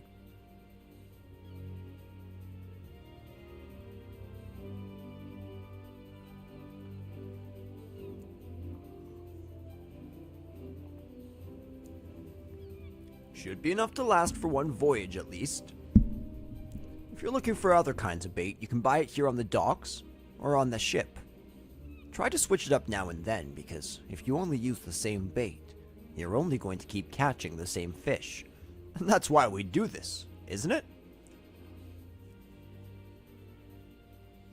And one last thing. Eldrick Thoda here may be in charge of the particulars on land. Once we're on the ship, it's my word you'll heed. So when I say we're fishing here, or we're sailing there, I won't hear no objections. As long as we're clear on that, I believe there'll be bounteous fishing for all. And with that, the Endeavors is yours to board. If you wish to enter the ship, or if you would like a more detailed explanation of what it is that we do, you need only ask. You just got a quest complete. Yeah! So, apparently, this is the best way to gain experience and get new fish. But I've never done it. So maybe we'll have to make a day out of that.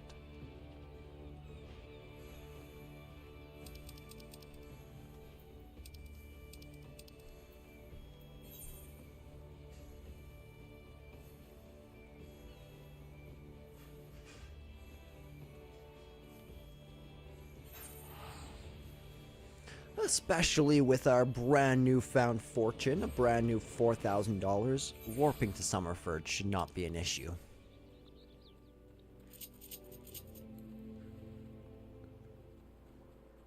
Not at all.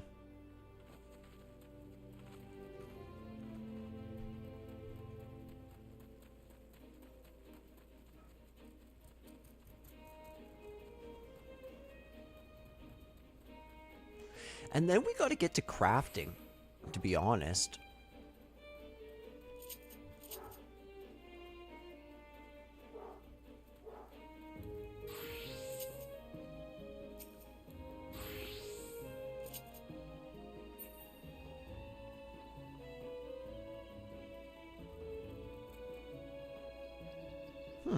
What's up with this farmer?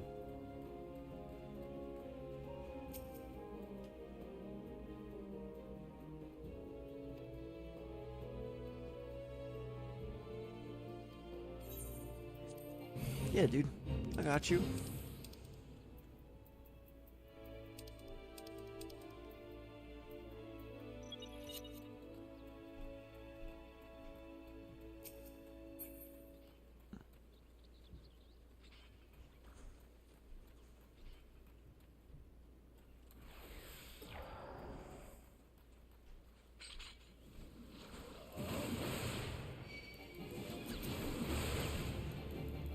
Oh, there's a lot of wharf rats, eh?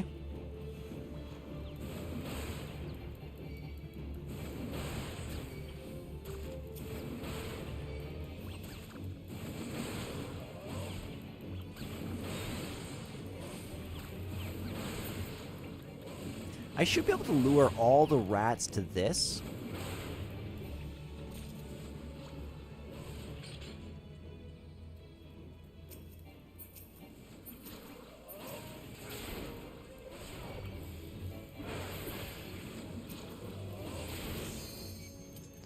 Not ideal timing. Really not ideal timing. Still, we should be able to beat that and still get out with enough time.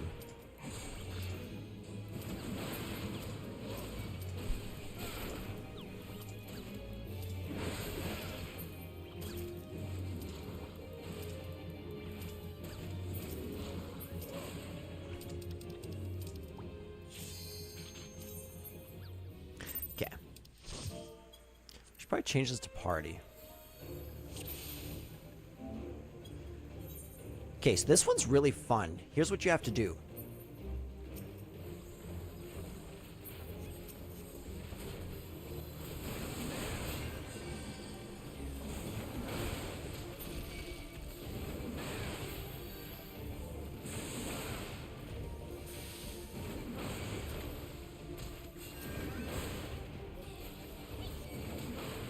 Okay, so I'm going to take all these guys out.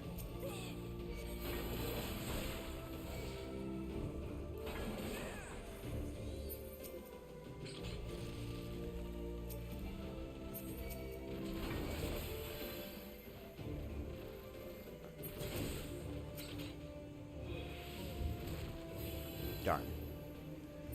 Okay, so the fire sprite should arrive soon.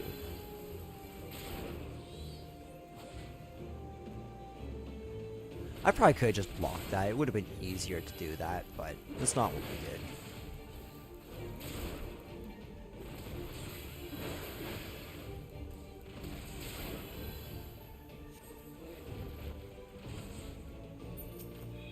As soon as they kill that fire sprite, we're golden.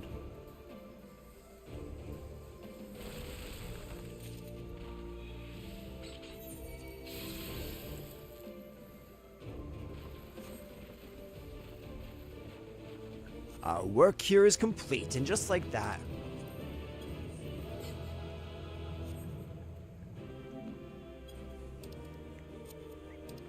Nice. Okay. Let's hit up that player recommendation and...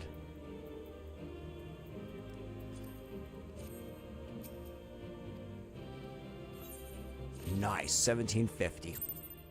Ooh, and we got some recommendations. That's always nice. And then finally, we will do the Pulling Posies quest here, as we work our way towards the Sky High quest.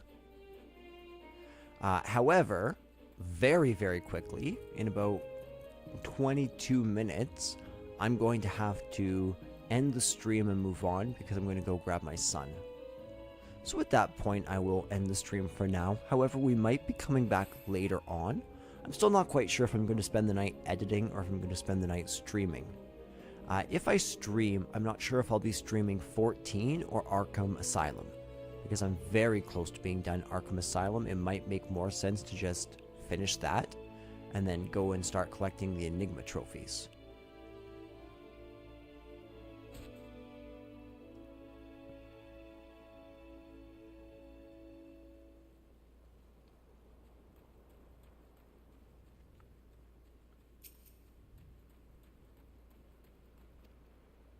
But Darren sent you out here. Yeah, he did. One blast of fiery hell from that huge dragon was all it took to split the ground in half. Cargo still needs to get through, though, so this mess of woods and pulleys was our solution to that problem. Well, one of them at least. If the gods were kind, and they ain't, I'd have about a dozen more workers to handle me growing list of headaches. I got you, buddy. Glad I am to see you again, lad. A wagon driver just returned in a great bloody hurry, screaming about some monstrosity was strang from a millicorn seed in his cargo. Seems the gutless bastard tossed it over the side after turning tail and running for his life. I need you to head down that road, recover that seedling, and deliver it to Lyulf at Swift Perch in western Lenosha. Whatever he pays for the cargo is yours to keep. After all, I don't rightly know what else is lurking inside the plant, and ye deserve to be rewarded for your troubles. Oh, and you'll also find an aetheryte in Swift Perch, so the journey should be worth your while. Ooh, Kazai Buoizai. Look sharp, laddie. I've got a job for you. We don't got much time, so listen close. Today I got too many fish and not enough water sprite cores to keep them cool. You see my problem? Now I can't be delivering crates of rotten fish, so I need you to head over yonder and dance with them drizzling sprites till you've collected 3 of their chili essences. You do realize I don't actually want you to dance with them, right? Okay, it's pretty easy to do actually. It looks like there's 3 of them all in this circle, so. Except that one person over there wants to kill my water sprite. How dare they?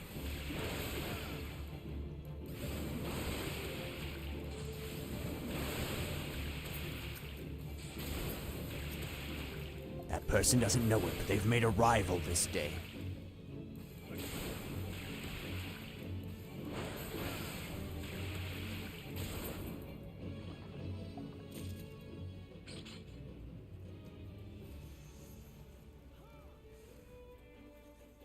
A new one should spawn relatively soon.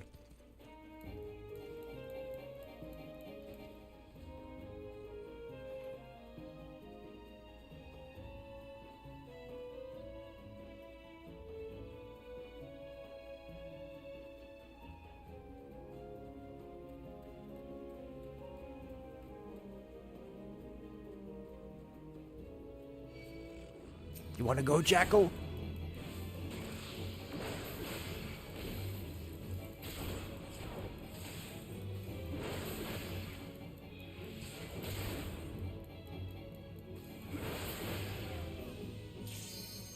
Ooh. I'm happy about this. Let's get ourselves up to 10 grand.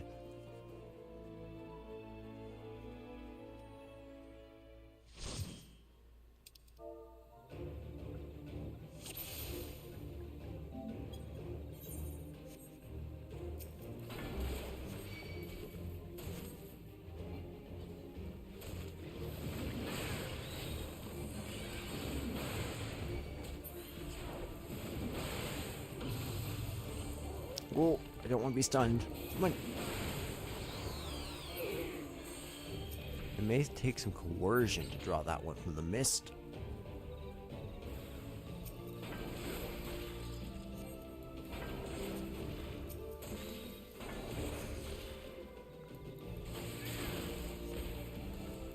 Ah, darn it.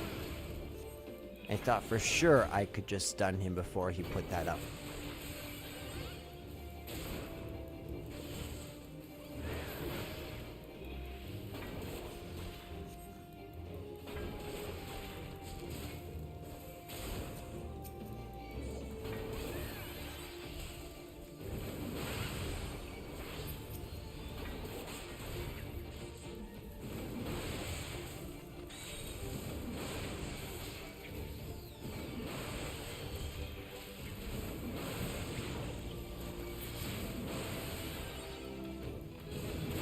Nice. Nice, we leveled up.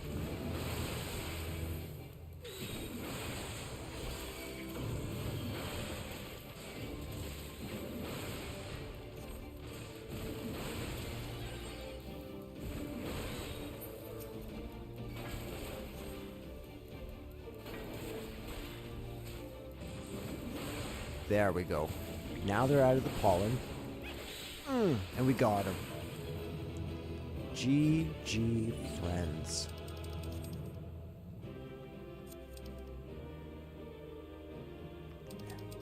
Let me commend my comrades. Siren's Grotto. That's a great name for a character, actually. Here's your payment, and for your efforts, I've thrown in a little extra. Thank you. Ooh. 2,300 is huge. 2,300 is absolutely massive. The Boy Who Cried Jackal. Let's go do that first. That sounds kind of fun.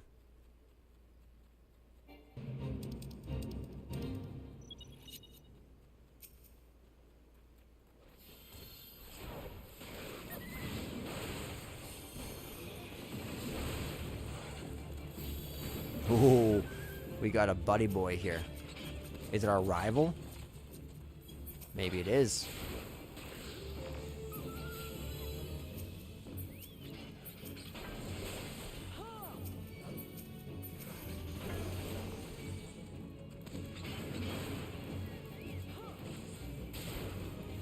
Yeah, we're killing them so fast that it's like the jackals don't even have time to get over here to attack. They're down before they're even dead.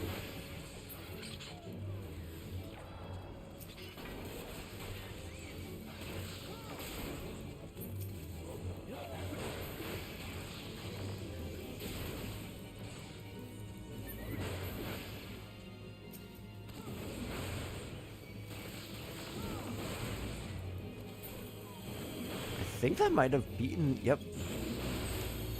Beautiful. The truth is out there. I'm sure it is.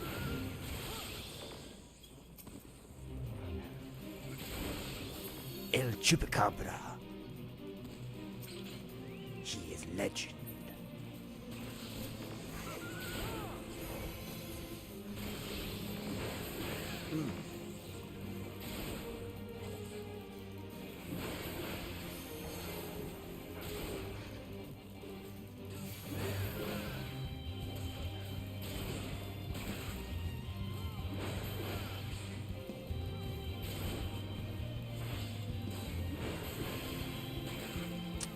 This is a struggle for the ages, truly.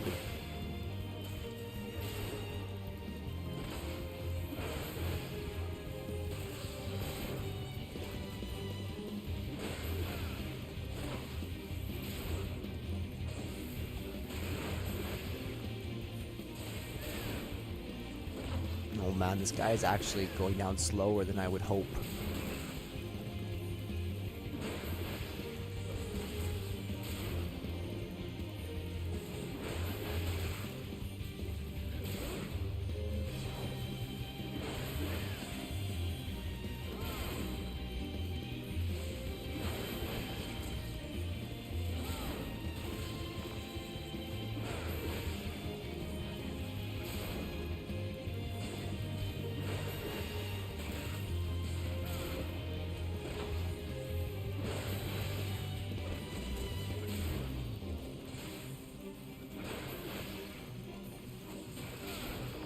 Come on, Beastie Boy, you can do better than that.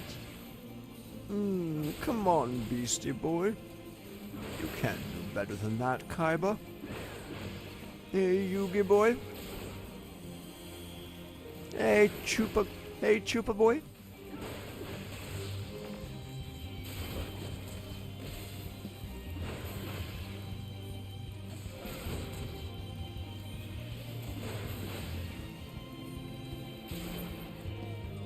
Amazing.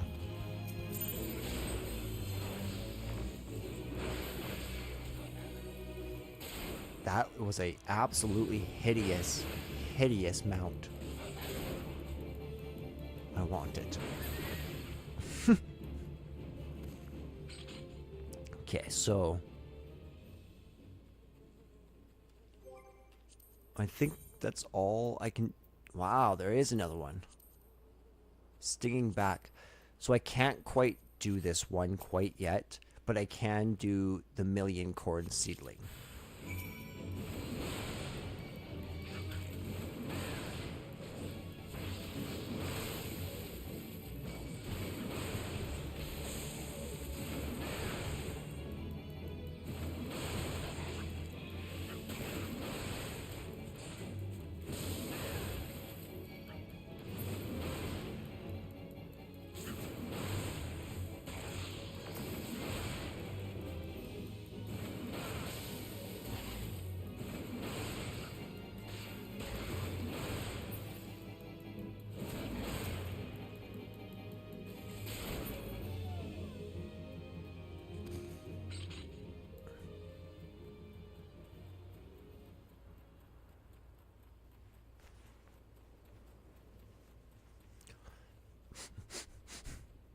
I smell a fate. And a water sprite all at once. Yes. Yes! Shearing Sheridan!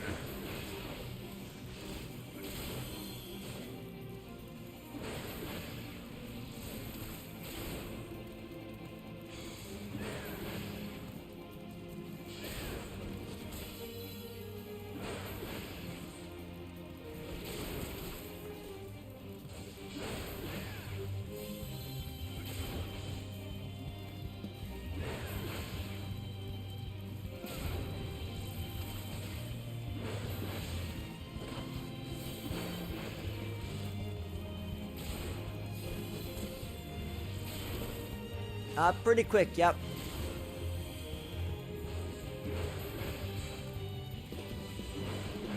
I should probably stop him from taking damage. seems how he is a caster. I suppose I could do that.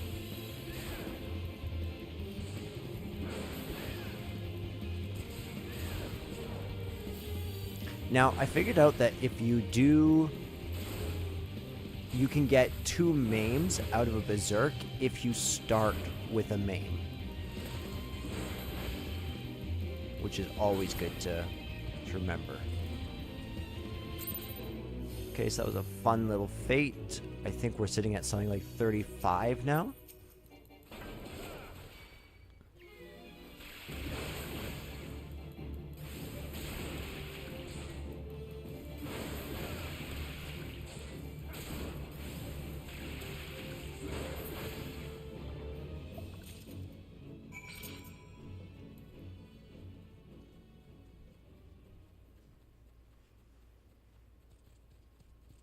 Okay, so I'm going to talk and hand in this quest, and then we will go up to where Leolf is, and that's where we will end the stream for the day. You back already? Let's see those cores. Oh, that ought to keep the catch fresh and my customers happy. You've shown yourself to be a useful bloke. What say you doing me another favor? We've got a wee problem with buzzards swooping down and snatching cargo from the wagons. Want to traveling the road to the icy? Most days them feathered hellions stay well enough away, but it seems they can't resist a wagon what's loaded with meat. Well, I say we make use of that weakness to lure the greedy buggers into a trap. Take this here sack of rotting rat meat and set it down in vulture territory. That be where the buzzards make their nest. When the bastards show up for the feast, you start breaking beaks with a vengeance. Easy.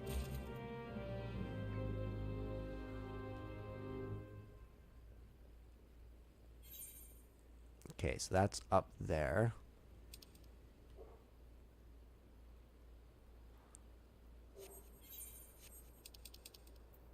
Oh geez, he's all the way over in Swift Perch.